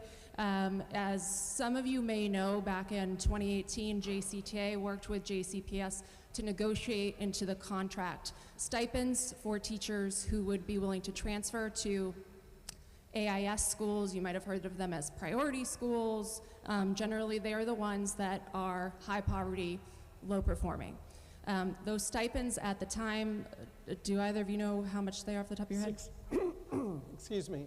To transfer in, for an experienced teacher to transfer in, there's a stipend of $1,000 to transfer in, and then there is an enhanced stipend to remain there of $1,600 a year, and if you stay for 5 years, it bumps up to $2,000 per year, and every 5 years it goes up a little bit more. So I think one thing that we need to talk about is whether or not that's enough, right? I think that's something that I've certainly heard from teachers as I've been out in the district. So Dr. Polio, in your presentation and your plan, you do have a note there about teacher compensation for teachers in what is now called the choice zone. Everybody should start to become familiar with that term. What do you want to see in your ideal scenario? Is it a larger stipend? Is it we're just going to the basics and creating a new salary scale? Well, what do you want to see? One of 2 that I would like to see that we negotiate with JCTA, and Brett and I have already started discussions about this, would be, and so instead of just having a flat rate, what we have right now for any job in JCPS is a pay scale, and that's most jobs. You go in, if you're year 1 and you have a college degree, you get this amount of dollars, and then as your education and your experience goes up, you get more pay. I believe we need a separate pay scale for teachers that are going into our choice zone schools. That increases each and every time they stay there. So if you remain in there, that pay is going to increase year after year. And so there's a multiplier, so to speak, on each and every one. And so the longer you stay, the more you will make when it comes to being in a choice zone or an AIS school. So let's just talk through an example. Let's say I am a first-year teacher coming out of college. If I get a job at Dunn Elementary, I will be paid, a first-year teacher salary. If I get a job at King Elementary, my first-year salary would be automatically higher than that peer that goes to Dunn. Correct. That's what you're looking for? Yes. Okay. Would JCTA support that, Brent? Well, essentially, we already have that. Like right now, if you went to Dunn versus someone who went to a priority school, the beginning teacher would be making about $1,600 a year more at the priority school than the first-year teacher at Dunn. Through the stipends? Yes, through that. So we already have a form of that. We're certainly open to discussing that with the district. I think it's a variation on what we have right now, so I don't see that as a particular challenge with bargaining. We'd certainly be open to talking about that. I just want to make sure I'm clear and that everybody else is clear. Would you be open to renegotiating a salary schedule, or is it only going to be for you guys stipends? I think we're certainly open to discussing that. What we have discussed when we've discussed with the Dr. Polio is probably something that would add, maybe 2% to every cell that is on the existing salary schedule or something like that, so that it would create more incentive, particularly for more experienced teachers. So that's the kind of thing I think we're talking about in terms of, it wouldn't be a totally separate schedule, but it would be sort of like an enhancement or accelerator that would be applied to every cell on the schedule. And I think sometimes when we are talking about this subject, and sometimes it is applied at the school level, but in this case we're talking about teacher salaries, that it's, well, if you're going to do some from this group, you have to do something for the whole group. Is that your stance at this point when it comes to this increased teacher compensation? I think as a baseline that teachers need a reasonable raise for all teachers. So I think that is a foundational sort of thing. We have a teacher crisis, and so we have to have a meaningful raise. I mean, our teachers, like everyone else, are very concerned legitimately about the inflation that's happening right now and the loss of their buying power. So all teachers need a raise, and it's not an either or. It cannot be an either or. We need to have a good raise for teachers, but then we can also target resources to attract and keep teachers at challenging schools or choice zone schools. Is there a stipend number that you have suggested in your negotiations? Well, I want to take a moment to put this in some perspective, and I encourage people to think through this, because let's take a hypothetical school that had like 50 teachers. You could say, wow, we want to really have a major incentive, and we're going to offer $10,000 extra to be at this school for all of these positions. And we think that will really move the needle on getting people to go there. If you've got 50 teaching positions and you're paying an extra $10,000 for each one, that's $500,000 that you were talking about putting into enhanced teacher salaries at the school. Maybe that is the most effective and beneficial thing you could do with $500,000 of extra funding going into that school. But I think you also have to weigh into that, well, what else would the $500,000 provide? Would it provide, for example, 5 additional mental health practitioners for the students to deal with the trauma that they come with, in addition to a number of additional high-impact tutoring opportunities that we know moves the needle significantly? And is that more beneficial for investing $500,000 into that particular site or is it better to put it on salaries? I'm not making that judgment, but I think if we're starting to talk about let's have a lot of money going into that, I think we have to understand that there are multiple options that we have to think about and what will make the biggest difference for kids at that site. And we should try to do what we think will have the most beneficial impact for the kids at the site. Kish or Raul, do you want to respond to that? No. Okay. Kish, would you like to? You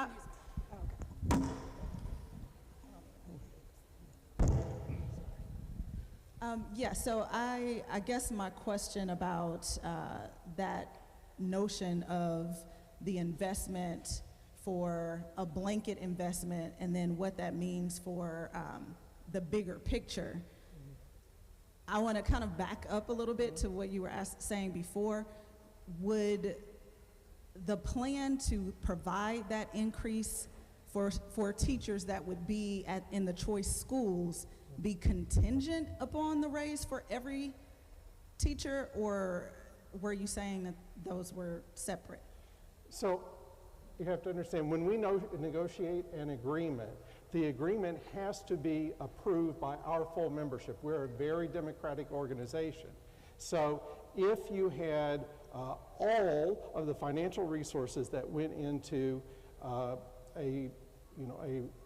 say 25% of the schools, and there was no raise anyplace else, and you sent that out to be ratified by all of the members, it probably would not be ratified.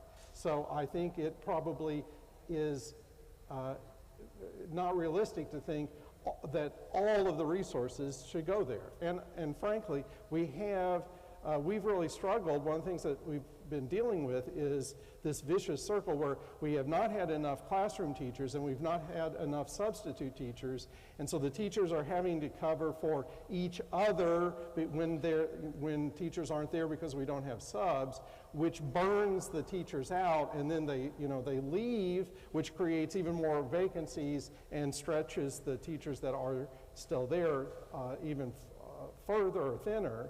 So that's where it's like the entire district is really struggling to keep staff, and I think pay is an important part of that. So I think we have to absolutely look at the entire district, but we have to also say there is particular need here and we need to address that, and it's a balance. Ultimately, I think it's a balance. I'm glad you said that. So I just want to kind of call out the fact that we're in a pivotal moment where everybody is going to be called to shift perspective, that we cannot do what we've done before and think that it's okay. So I'm glad you said that. I think that has been the historical pattern, but in order for us to move forward, it can't be about me and mine. I got to get mine before you get yours, or I got to get my kid into this school and whatever with yours. In order for us to progress as a community, we have to be invested in making sure that the plan works for everybody. Thank you. Vita, I'm actually going to ask you to turn on your mic over there and give us an audience question.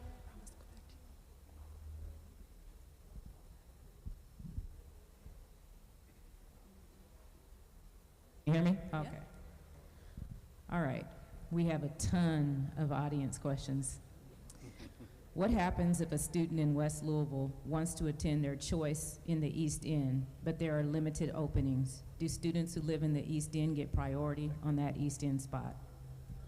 So families in the choice zone will Amanda, can you hear me? Yeah, just Okay. Families in the choice zone will have a guaranteed option close to home and far away. So we worked with our consultant to ensure that our capacities in our school will guarantee that choice. And in addition to that, again, this will be a family choice.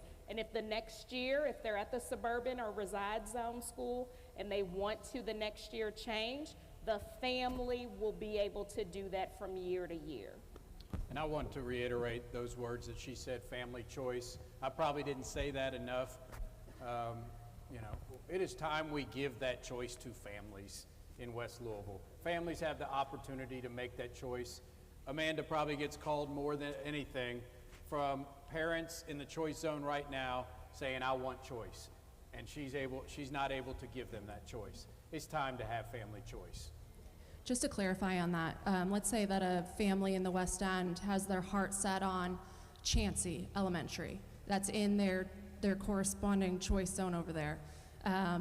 Is Chancey guaranteed for them, or you're just saying one of the East End schools guaranteed for them? So currently we have what's called elementary clusters, which are a little different from middle and high school, where you have the one school that's tied to your address. So families will have to rank their choices in either the option close to home or the faraway option in, let's say, the Ballard High School reside zone. So they will be ranking their choices, but they will be guaranteed an option either close to home or far away. At that Chancey level, though, is there any mechanism that will be in place to ensure equitable access to Chancey? And by that I mean, would there be seats equitably reserved for the proportion of students on the West End that could opt to go there? So I will tell you that's probably a two-part question. So one of the things that we are looking at is making sure that we have targeted outreach for families in the choice zone when they are engaging in the application process. Historically, what has happened with the 75% of families that are choosing a first choice close to home is they may be applying later in the year, and so those seats may be filled. What we are looking at is to make sure we have equitable access for families in the choice zone. This is, and I'm going to be very transparent, this is something that is new for us. And so looking at that, it's hard to say, are we guaranteeing a specific school? We want to make sure that we're doing what we said we're going to do. And so looking at how that works, we're definitely open to feedback about what that looks like. Raul, I want to give you a chance to join us in the conversation. What is on your mind right now? What do you want to ask Dr. Polio or anybody else on the panel? First of all, thank Dr. Polio and his staff for coming. What we saw this evening, if you'll notice, it said recommendations for a student assignment plan. That recommendations, if you were to look at the pages, was 74 pages. Dr. Polio told us that the final plan may be as much as 300 pages. Therefore, before coming to a final conclusion, I want to see what's on those other pages. Dr. Polio, can you speak to that? Raul, we know, and a lot of people in this community, there's an element of trust here, right? And while the PowerPoint gives us a nice overview, I think my colleague Olivia Krauth talked to a professor over at U of L who said the devil is in the details. When will the community be able to see the full plan? Yeah, and I'd love to have talked. You only gave me 20 minutes to talk tonight. How am I going to cover 300 pages?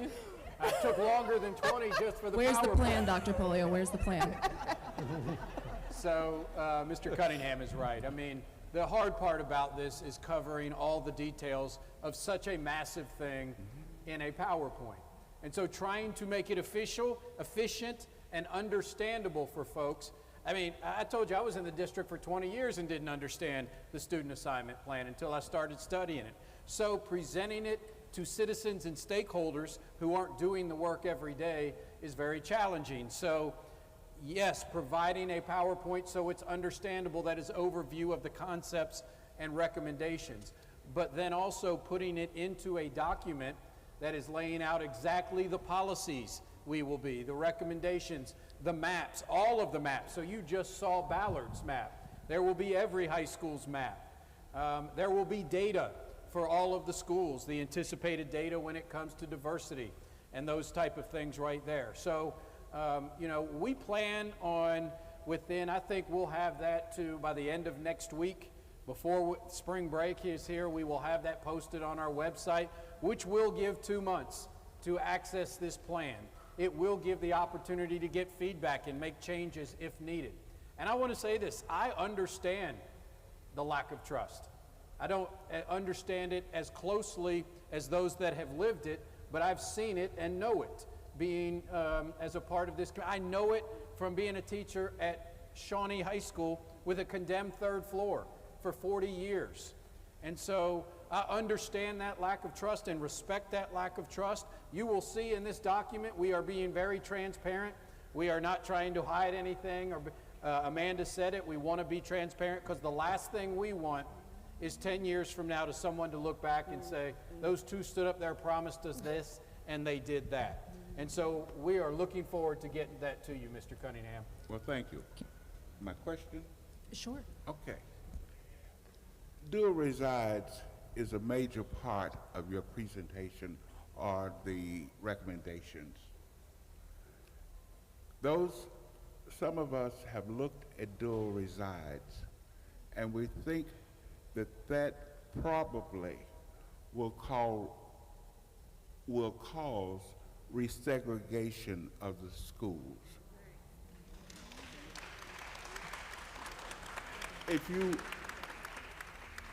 If you would explain the difference between dual resides and neighborhood schools, which the community did reject some time ago. Sure, thank you. Great question. And I want to say this. First of all, I would like to sit up here and champion that our schools are diverse right now and not segregated. Unfortunately, that's not the case.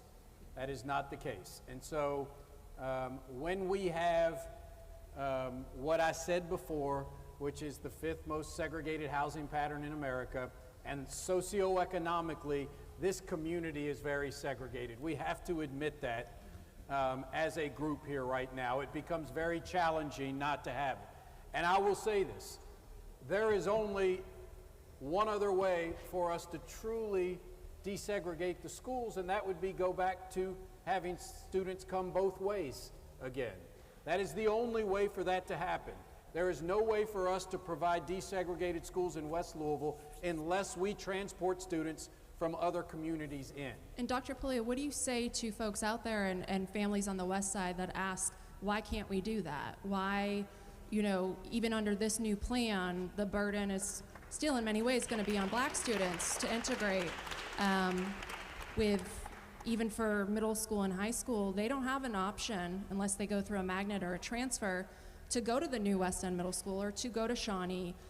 So it's still, I think, for many in this community, they don't see the burden being truly lifted. What do you say to that? So what I would say to that is what was our focus in this? Student outcomes. It was on student outcomes. And I'm just saying this, I don't think moving a student to another neighborhood is necessarily just going to directly impact and improve student outcomes unless the family is choosing to do that. West Louisville families haven't had the choice to do that. We need to do that, but it's about improving outcomes for our students. And so I don't think just moving students around is going to improve outcomes for students specifically in West Louisville. That has to be our focus. If we are going to change outcomes, we give families the choice, we still allow them to leave the community if that's what they choose to do, and we resource the schools properly, which would be equitably here, more funding in our higher poverty schools, but also give them great programming if they choose to go to a school outside of their community. So I think it's about a focus on outcomes that we haven't had before.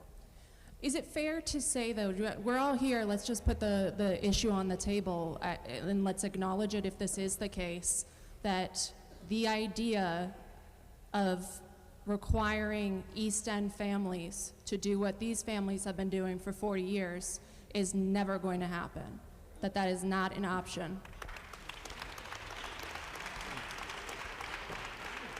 I think that's a fair statement.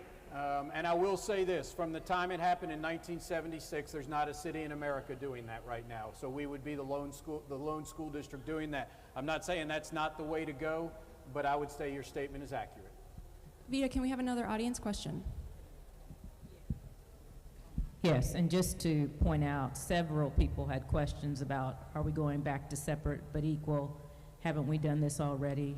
all black schools? How will we keep or build diversity with these changes? And then a question, how are the West Louisville schools going to fare as it relates to equitable resources, finances, facilities, being poured into these schools so that families are not sacrificing access to rich opportunity for the comfort of proximity? So I will say this, right now, and as I said before, the belief that we are sending students from West Louisville out to low poverty schools, that is not true. It is not happening right now, guys. We have to understand 75% of the students we are sending out of this community are going to high poverty schools. Many are going to schools like Iroquois and Doss and Valley that they do great work. I'm not saying that they don't. Those teachers do work, but we are under the belief we are sending students all to low poverty schools. That is not happening right now because our district is 70% free and reduced lunch and majority minority students. That's what's happening right now. So, the paradigm of what it was in 1976 is not happening right now, and we have to understand that. Secondly, there is no doubt we have to resource equitably. I know I've heard the stories, I've read the stories about separate but supposedly equal that wasn't equal. And we cannot go back to that without a doubt. What we have to do is equitably resource, which means that extra $2.5 million every single year into the academy at Shawnee. Building a brand new middle school, a state-of-the-art middle school that families are going to want to go to with top-of-the-line athletic facilities that have the extra $2.5 million a year. I can tell you this, I talked to a principal. We were selling this to principals of a Choice Zone elementary school. And she said, I only have about 30 white students in my whole school. How will this change this? And I said, I don't know if it's necessarily going to do that, but you get an extra $700,000 a year to support your students. She said, I'm good. I like that. I like that plan. So it's about equitable resources. And you're right, and I want to say this again, we have to put that in policy so it can't be pulled away without the community knowing. And I think we've seen that before, right? If I remember correctly, a few years back, there was an attempt to redistribute some resources to higher needs schools by asking more advantaged schools to pay for maybe like an arts teacher out of their own budget. Something happened like that. But then I think within a year or so, the board voted and switched it right back to the way it is. And so I just want to make sure when we're talking about equitable, that is giving one group more because they need more, right? So looking at the details of the support plan, can you talk through in any more detail of how giving schools more because they need more will play out when you talk about mental health, when you talk about class size? Yeah, sure. So once again, I'll say this. We've dedicated the money building the plan. We want input from, and we want the schools to be able to build this too. So we don't want central office saying, here's $2.5 million, you have to spend it this way.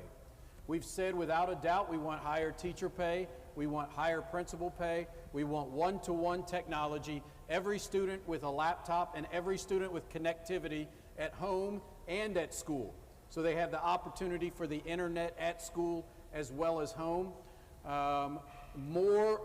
There's no doubt that more counselors impact students in a positive way. So increasing the student teacher, the counselor to student ratio to less than 200 to 1, maybe 150 to 1 is what we're looking to do.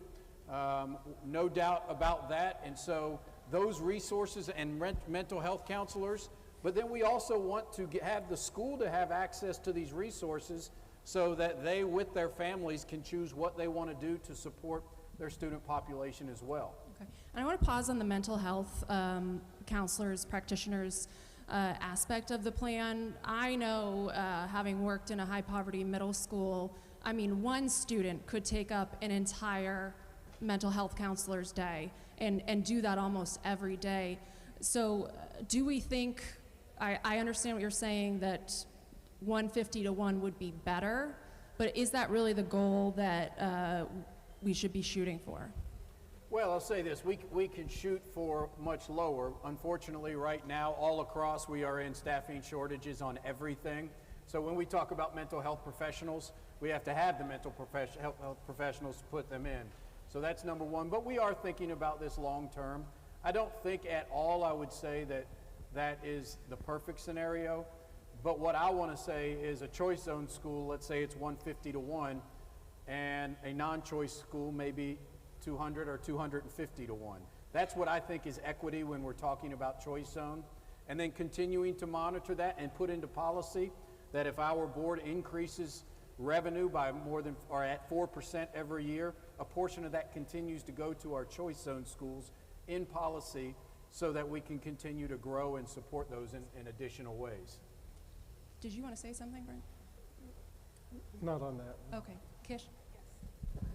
I just wanted to make a comment. So the ratio of one mental health practitioner to 250 students is American Counselors Association recommendation for an average school population. What we're talking about is 70% of our school district being free and reduced lunch and high poverty. So that is not the goal. You asked the question, that can't be the goal.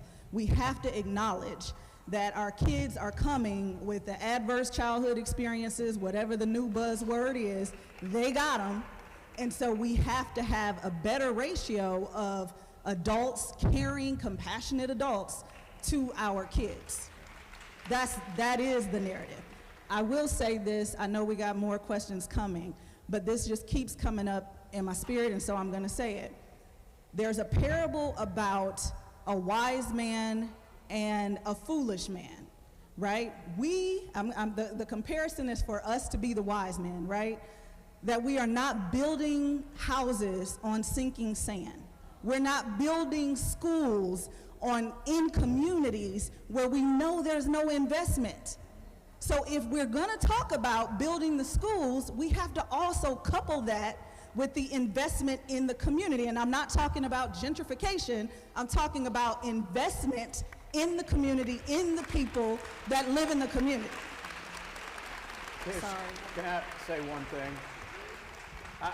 It is important that I say this, and I couldn't agree more with Dr. Price on her comments on that. 1 to 150 is not going to be enough.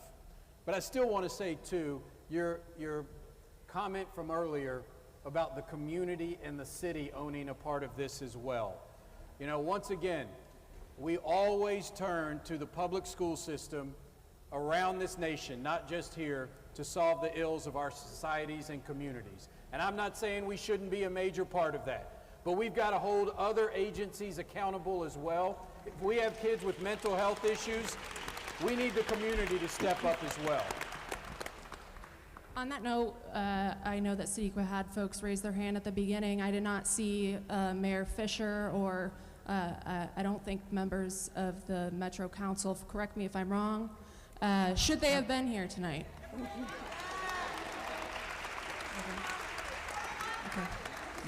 And I'm also going to point out something else that doesn't often get brought up in this conversation is let's talk about mental health practitioners. There aren't enough, just like there aren't enough teachers. Well, who really is responsible for that?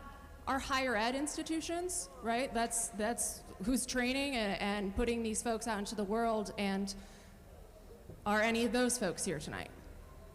Any of the deans of any of the education schools? Vita, you got a question? Yeah, I just have a lot of questions from people in the audience. So, several about teachers. How will class size be affected by this proposal, and will we get seasoned, more experienced teachers in our West End schools? So I'll go back to that. First of all, you know, small class size is our goal in the choice zone schools, and to fund schools based on a small class size. I can tell you the challenge, small class size means more teachers.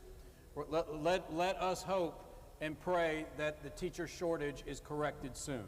We will build this structure for long term, but there is no doubt that smaller class sizes means more teachers. But we provide the funding for that. Once again, I will say this, yes, I think seasoned and experienced teachers are great, but more important than anything is the will to do the work. The last thing I want is a teacher in a choice zone, and I'll tell you this, at DOS, the last thing I wanted was a teacher who didn't want to be there. I didn't want a teacher who didn't. Give me someone who wants to be there, who walks in the door, who says, I understand, I got it, these kids come to us with challenges, I don't care what you did yesterday, come on back today, all right, you didn't get it yesterday, we're going to get you today. That is a special person that does that. And so, yes, experience is important, but I still say this, a combination of ensuring that a principal can bring in a strong staff that is passionate about it, and that is where that compensation piece comes in. And I don't think we've been clear enough on the principal role in this and where the barriers are.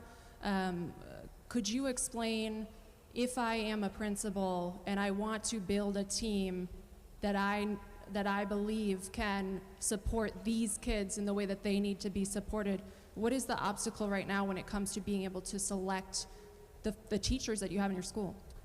Well, so first of all, let me say this when it comes to being a principal. Our culture of school accountability in this nation, let's be clear about what it's doing. It's not just kids are tougher, but it is the fact that the only schools that are truly held accountable are our high poverty schools. Those are the ones that only are held accountable, meaning punished, and I'll use the word punished, by the feds and the state to say you're a low performing school, so we're going to do X, Y, and Z as a result. That's been the past 2 decades in this nation, and it has not produced better schools. What it has done has said to teachers and to principals, I'm not doing that because it might cost me my career. When I went from J-Town to DOS, I had been 8 years at J-Town. I went to DOS. I knew that in 1 year I was going to have an audit by the state, and they could easily say, you don't have the capacity to be principal here anymore, and it would impact my career. That has happened negatively to principals in this district time and time again, and at higher levels to principals of color. But what it means is, why would I go from a lower poverty, a safer school, to a higher poverty school when I might get told within 2 years, you don't have capacity to stay here? That's what's happening, and so there is a lot of that outside pressure that is also driving this too, and it's also making a culture inside the school of test prep. We've got to double up in the things that get you ready for an assessment, and that's harming kids as well. So that's a big thing in the way about getting principals to the school. We have built in a mechanism where teachers, if a teacher doesn't want to be at a high poverty school, an AIS school, the principal can move them. But what we have to do is make sure we have more teachers that are willing to come to these schools, and that's where the compensation comes in. Can I add a couple things to that? Building on what Dr. Polio was talking about, we've had situations to have experienced teachers in buildings. One important way to have experienced teachers in buildings is to reduce the turnover of teachers transferring out of buildings. You want them to choose to stay there over longer periods of time, and you get more experienced teachers. You don't want a revolving door where teachers transfer out or leave the district or leave the profession.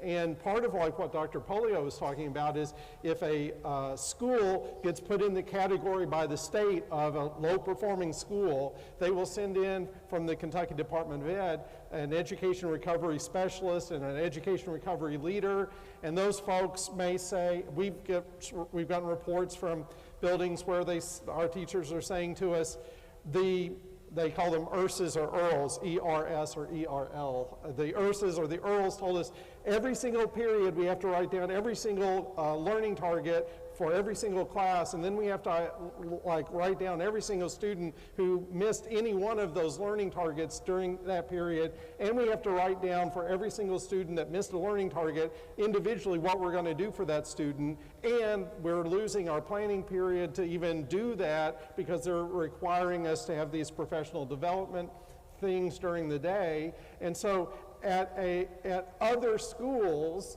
they don't have all of that piled up on them, so these teachers make a reasonable decision to transfer someplace that doesn't have that. So the very processes that the state rains down on a priority school can contribute to the turnover. And one other thing about reducing turnover is we know generally from research out of, for example, Rutgers University, that a school that serves primarily low-income students will typically have a 3 times higher teacher turnover rate than one that serves a student population that is not concentrated poverty. But if the teachers in that building have a collaborative working environment with the building principal where they feel like they are efficacious and their voice matters and they have a role in determining the decisions of how the academic program works in the school, if they feel it's collaborative, it goes from being 3 times higher to actually being a slightly lower turnover rate because they feel like they are making a difference. So that collaborative atmosphere in the school and having educators empowered and not sort of dictated to or micromanaged is really important for avoiding the turnover. Yes, most certainly the state has a role in this and a big piece of it. I want to shift our focus back to what's up for discussion tonight, and part of that is me letting us wander a little bit. Raul, do you have a question?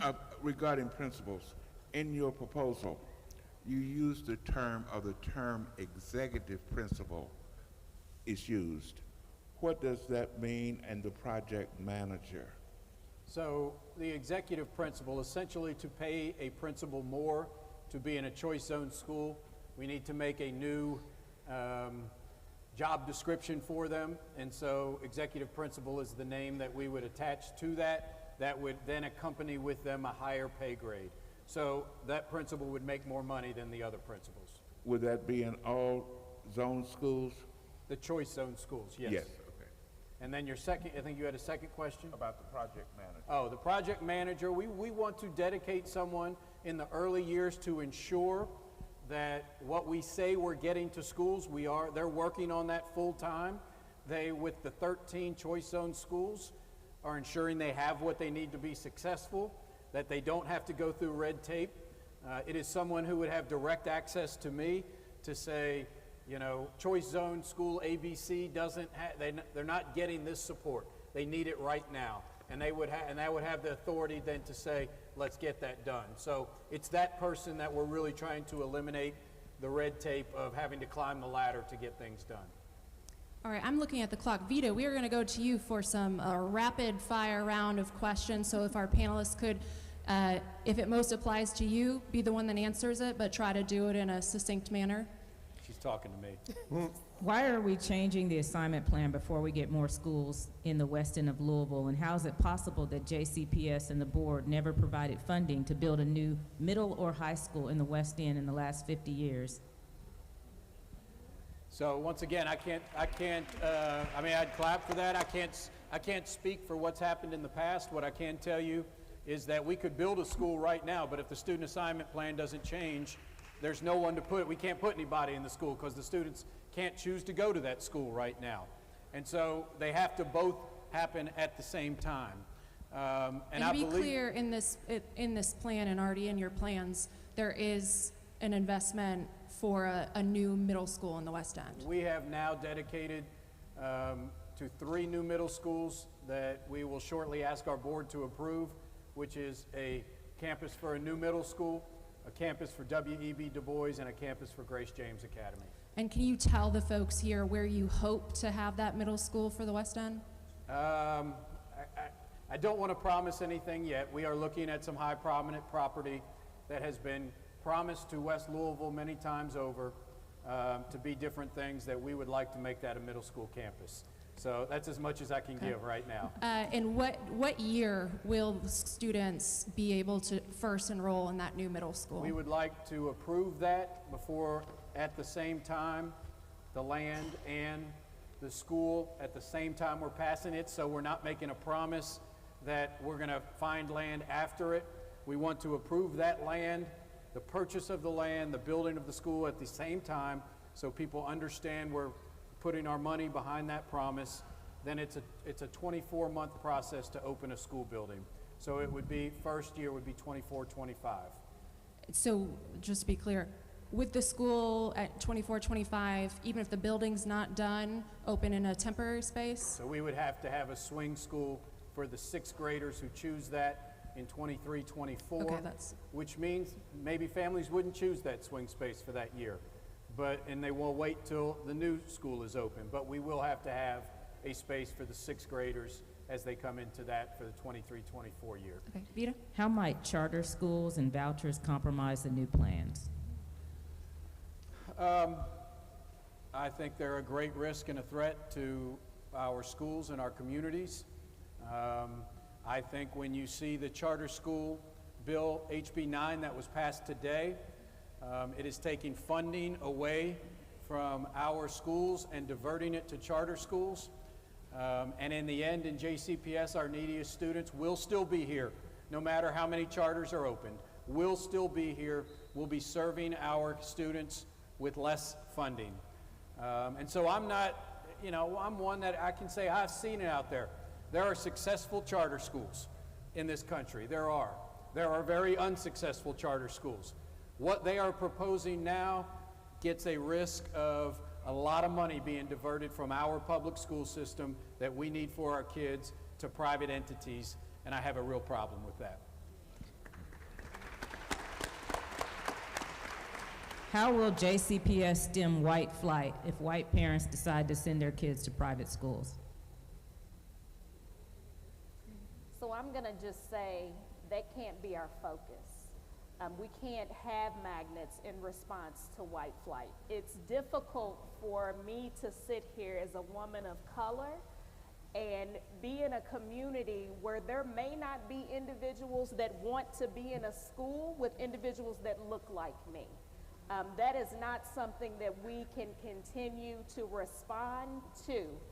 So if families choose different options, and I tell families on a daily basis that may call and may be upset because they didn't receive the school choice option that they wanted, and they may threaten, I'm going to send my child to private school. My response is every family has to make the best choice and fit for their child. So we are no longer responding to that. Could I add something to that? I think one strategy that we have in place that is directly targeted at white flight. When we talk about student assignment, we tend to think about how are students assigned to school buildings, but we also, I think, as part of student assignment, at least conceptually, need to talk some about or think about how students are assigned to classes, because we have a very high level of tracking where if you go into a building, you'll have a comprehensive track of classes, an honors track of classes, which is a higher level, and then you have an advanced program track of classes, and those tend to be very segregated, where the comprehensive is much more concentrated with low income and black and brown students, honors a little less so, advanced far less so. The advanced kind of exists within buildings as a counter to white flight, but what happens is the expectations for each of those tracks inevitably lowers with the track, and that is adverse to helping all students achieve at high levels. So the very fact that we have high levels of tracking, largely to deal with avoiding white flight, contributes to the problem of inequity in outcomes and opportunities for students. Vita, can I say this? I have to say this. Our magnets will be stronger as a result of this. They will be stronger as a result of this. Students will be better prepared as a result of this, and I have no doubt. I've seen it in other cities. Amanda's seen it in other cities. We will have a great magnet system with great magnet schools in this community, and this will not negatively impact that. Okay, I'm going to jump in here now that you brought up magnets and ask a couple questions of my own. One, you brought up recommendations from Magnet Schools of America, and among those recommendations was that all magnet schools should provide transportation for their students. For those of you not aware, the Brown School, located downtown, does not provide transportation. JCPS was told that doesn't fit the standards that we're looking for. In the past, I believe what the district has said pre-Dr. Polio was that it was a concern about traffic. Too busy downtown to have buses rolling in there. I think we can all agree that Louisville is not a very busy downtown, even it wasn't before the pandemic. So I'm curious, where does that stand? Why is that not part of this equity reform? I hear from the principal every day about that. So I think that is something we have to do. There's no doubt about it. I will say this, right now our scenario, anytime you have a district-wide magnet, which means kids, you provide transportation from all over the county. From every corner of the county you provide transportation. Every time we add one of those, it increases our bus routes exponentially. We're in crisis right now when it comes to transportation. We are coming to a point where we may have to make a decision about who gets transportation and who doesn't farther than just Brown. This is every city in America right now. This is a crisis in education. We have states where the National Guard is driving buses right now to get kids to school. I can't sound that alarm enough. So along with this, you know, as we come in after we pass these, everyone's heard me on the desire and need for start time changes. I'm going to continue to fight that. This is going to align with that, which when we do that and can reduce our bus routes and have more start times, we will be able to provide that transportation to the Brown School. Okay. Another question about magnets. For those of you familiar with the term MST, that's the Math, Science, and Technology magnet that is found at Manual High School and across 3 separate middle schools. Most of the West End for middle school, you're assigned which middle school you could go to for that program. And this is a program that graduates students who go on to become doctors, engineers, research scientists. When I look at the numbers, Dr. Polio, at Mazik, just 21 of Mazik's 51 magnet schools in 2019-20 came from a Category 1 neighborhood. And we know that most of the West End is zoned as a Category 1. Where in this plan is that disparity being addressed? Take that. I will say that that's where diversity targets and goals is the most important. When I spoke and said that each individual magnet program, and I will say there is another program in that school where they may say more Category 1 students may need to exist. That will be no longer. Now, it will not be anything that will magically happen overnight. We are wanting schools to ensure that there is access for students of color and lower socioeconomic status, which are our Category 1 students. So we will be sitting with each individual school, and I have to say, we are working to untangle an entire foundation. But the road can start with implementing diversity targets and goals and holding schools accountable and having district resources to ensure that we increase equity. I think one thing that's not super clear in the plan right now is how exactly schools will be held accountable. Can you provide any more detail on that? So if my school, let's say I'm the principal of Manual High School and programs within my school are not becoming closer to that diversity target, they're staying the same as they have been, how will I be held accountable? And Dr. Newtman would not be in that position. He is trying to make the school more equitable, but that was the closest example. One of the things that's come up just in the feedback sessions that we've received is assistant SUPs, which are principal supervisors, are saying we need to be a part of the process for evaluating schools, the criteria that they use, and who they are accepting into their programs. That is who they are accountable to, so that could be one way to ensure that that growth is occurring. So bottom line, it has to come in accountability, meaning we have to have collaboration between Amanda, the assistant SUP, and the principal to say, are there not enough applications coming in? If there's not enough application, that's going to be on Amanda and her Because there team. really has not been eyes on this. That's correct. Correct. There has Right. not been eyes on it.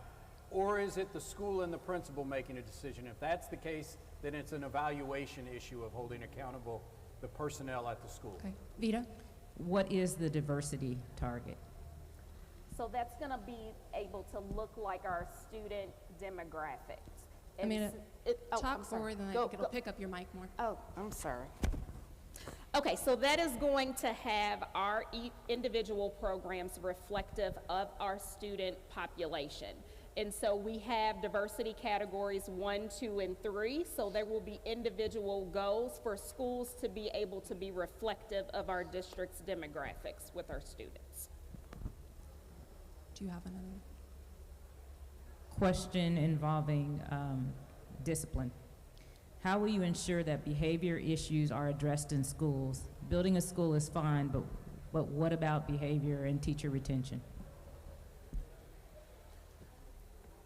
Well, I'll take that one, and I'll tell you, it is the hardest thing that, you know, when we use the term discipline, holding students accountable, high expectations, it's one of the hardest things I've had to deal with in my career, my entire career, is that balance between high expectations of student behavior while also not at the same time having disproportionate outcomes or biases that lead to higher suspensions for black students, which we see all over America right now.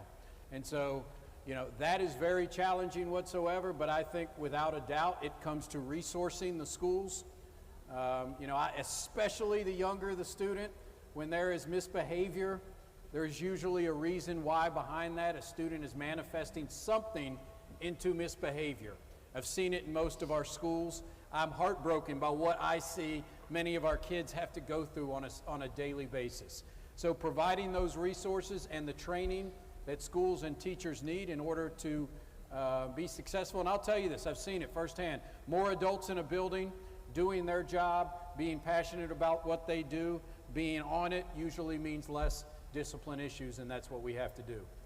And I think we could spend a whole nother evening, and we probably should, talking about behavior and discipline in the district. So you just let us know the time and date, Dr. Polio. Vita, you have one more? Go ahead. Just what are plans for increasing help for special needs children?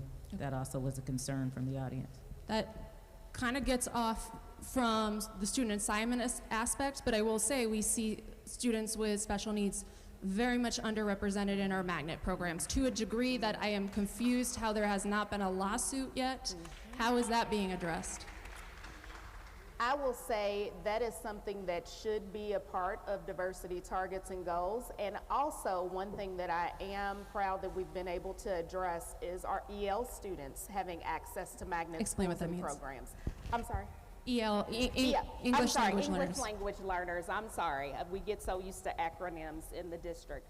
But we used to have a situation where we'd have students that would have to determine whether they receive services or they were accepted in a magnet. So we have to be in a place to where we increase access for all of our students and we're able to serve them better where they are. But they should have access to magnet schools and programs if that's what the family is choosing. And in the annual report to the board, which is not happening right now, should we expect to see that as an example of one of the metrics that we're saying, how are you improving? Will we be able to see whether or not individual magnet programs are increasing the number of students with special needs that they're serving? Yes, because we're being transparent, and so although it may not look beautiful, we want the community to be able to know how we're progressing and how we're moving forward, so absolutely.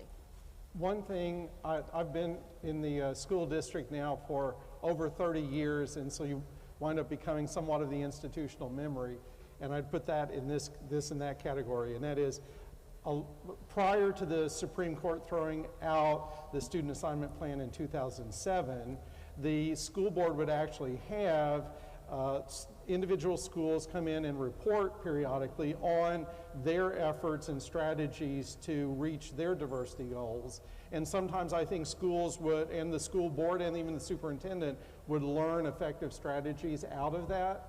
Like we had this activity where we went here and in the community and reached out to people, and that was very helpful.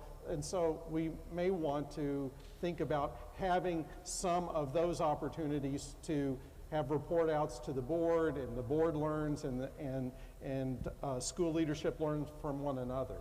We are at the end of this evening. I do want to say that Vita has a lot of questions that the Courier-Journal can continue asking and getting those answers for you all. To wrap things up, I'm going to ask our panelists really as concisely as you can. I'm talking 10 seconds. And we're going to go down the line from Dr. Price to Dr. Polio. What do you see as the biggest barrier for this plan being passed, implemented, and successful?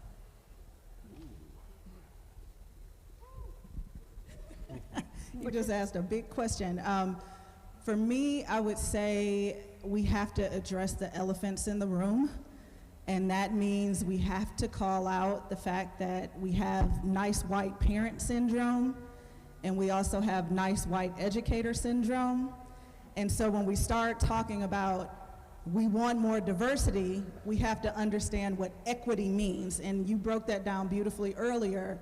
It is a reallocation. And we have to be okay with understanding that if this plan is rolled out in the way that we would all hope for it to be rolled out, there have to be concessions made in order for that to happen. And once again, we go back to the, I got me and mine, you got yours, and we go from there. It cannot be that. We had $12 billion of investment, economic development investment in the Commonwealth last year. In order for our kids to be prepared for that, for us all to rise, we have to make sure that we are looking out for everybody. So please, please, please hear me when I say, as much as you care or think you care more, because it matters. And we have folks who are, please do not look at black and brown parents that are not showing up or being engaged and creating a narrative, because that is not what it is. A lot of parents, families are sick and tired of this system, and we don't want more of what was packaged in a new box with a bow. I would say transparency. Trust will be, we've got to overcome that. And I think as a community, we have to come together. We're now experiencing disunity, separation, not only in Louisville, in Kentucky, but in the nation. And I think we have to overcome that. Okay, I'm going to say two things. One is I think there is an inherent tension between providing equity of choice and achieving our diversity and integration goals. And I think that's something that the whole community is going to have to reckon with and wrestle with, and I think that's a challenge. The other barrier that I'll say is I think there is a concerted effort right now to focus on trying to flip school boards from being progressive school boards that care about these sort of racial equity and social justice and economic justice issues to ones that are exactly the opposite. And if we see our school board flip, I think we could lose the ability to follow through and implement a plan, and I think that's a huge risk. I am going to say that I think our biggest barrier is fear. Fear of unknown. That's where we're all uncomfortable. But I will say that this is an opportunity that our community has not seen before. This is the first time that individuals have not sat in a room and made decisions for us, and I say that sitting here as a woman of color.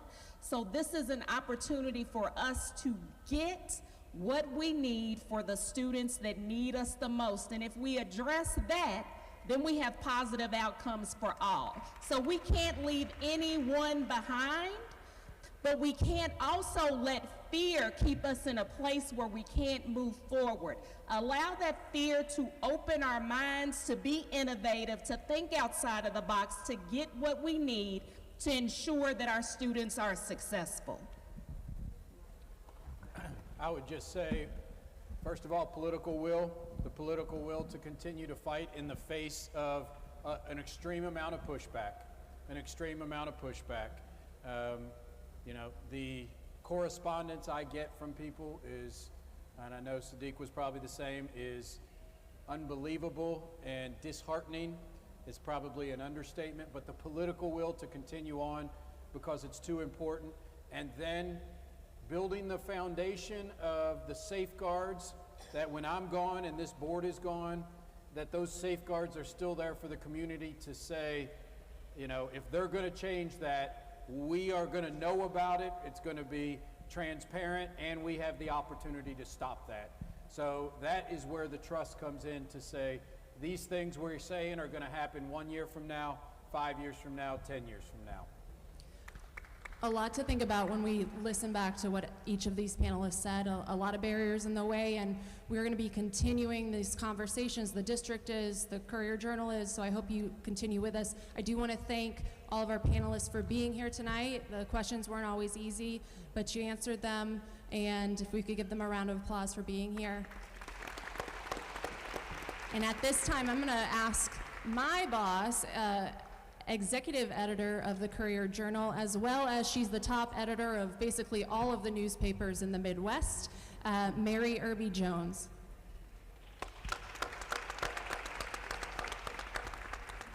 Thank you again, Dr. Polio, and our esteemed group of panelists for participating tonight. The Courier-Journal co-sponsored this event because it's important that we create community conversations around critical issues.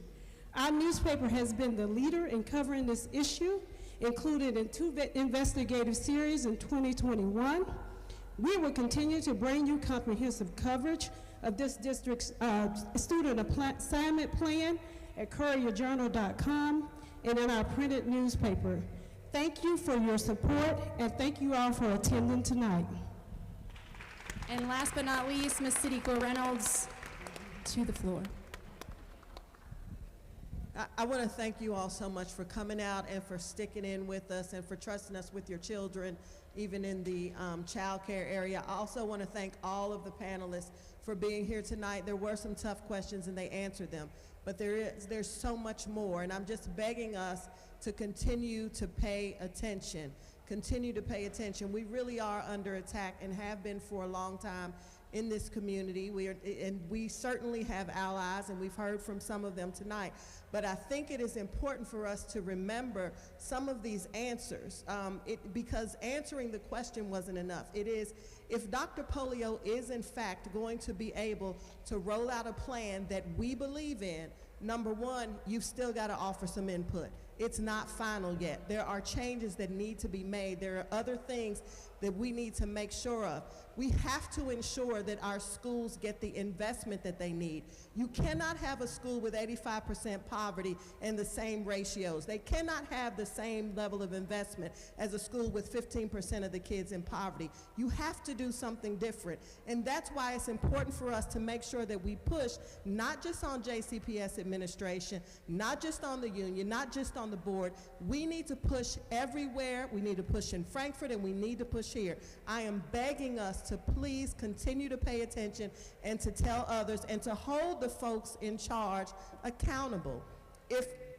And this is important, the reason that I pointed out the position of the teachers union in the beginning, because this plan, if we cannot, part of what Dr. Polio said is he wants to pay a higher rate to teachers who are going into these high poverty, high need schools. It's a different job. It's a harder job. All teachers' jobs are hard. They all deserve to retire as multimillionaires as far as I'm concerned. But what we are asking is to separate and differentiate. That's what we're asking for. And I love the word that Kish used. There will have to be some concessions made. We are living in a world that is racist, and the system that is created is not working. And so you will have to decide to do something different for us. We must ask you to push the teachers to do something different for us. I don't want the same. We don't deserve it. We deserve more. And so I'm telling you all, this is the decision of our lifetimes. It will affect your grandchildren and their children. We must push for accountability. This is not the time for Louisville's politeness and then you walk away and try to figure out what happened. We need to get this done. Thank you to the Courier-Journal for the investigative reporting. Please let me just say this, you all. If you don't do anything else, Go back and read the articles that have been written about magnet schools and the student assignment plan that Mandy and I think Olivia, other folks wrote. Please go back and read what the Courier-Journal has published. I am not getting paid to say anything. We paid for the food. They didn't pay for that. We did this. Listen to me. Read and figure out what has been happening. We all feel it, but sometimes you don't know, like you just can't put your finger on it. It's worse than you think it is. It must be changed. It has to be changed. And everybody up here has a role to play, and they must answer to us if they do not do what we need them to do. But we have to know. So thank you all. Thank you for your honesty, for your transparency, and for what you will do in the future, and for pushing your people to do something different for our people. Because I really believe this is not about leaving white kids behind. Nobody wants to do that. I want white kids to be okay, because guess what? My kids go to school with white kids. That's not the issue. We want everybody to be okay. I don't want to hear this all live stuff. This is about the people whose backs have been broken by bad policy. Let's fix it. Let's fix it now. Thank you all for coming out. Please be careful. Thank you, thank you, thank you so much. Be careful going home. Get some rest. Be on time tomorrow. If you work at the Urban League, anyway. I'll see y'all later. Thank you.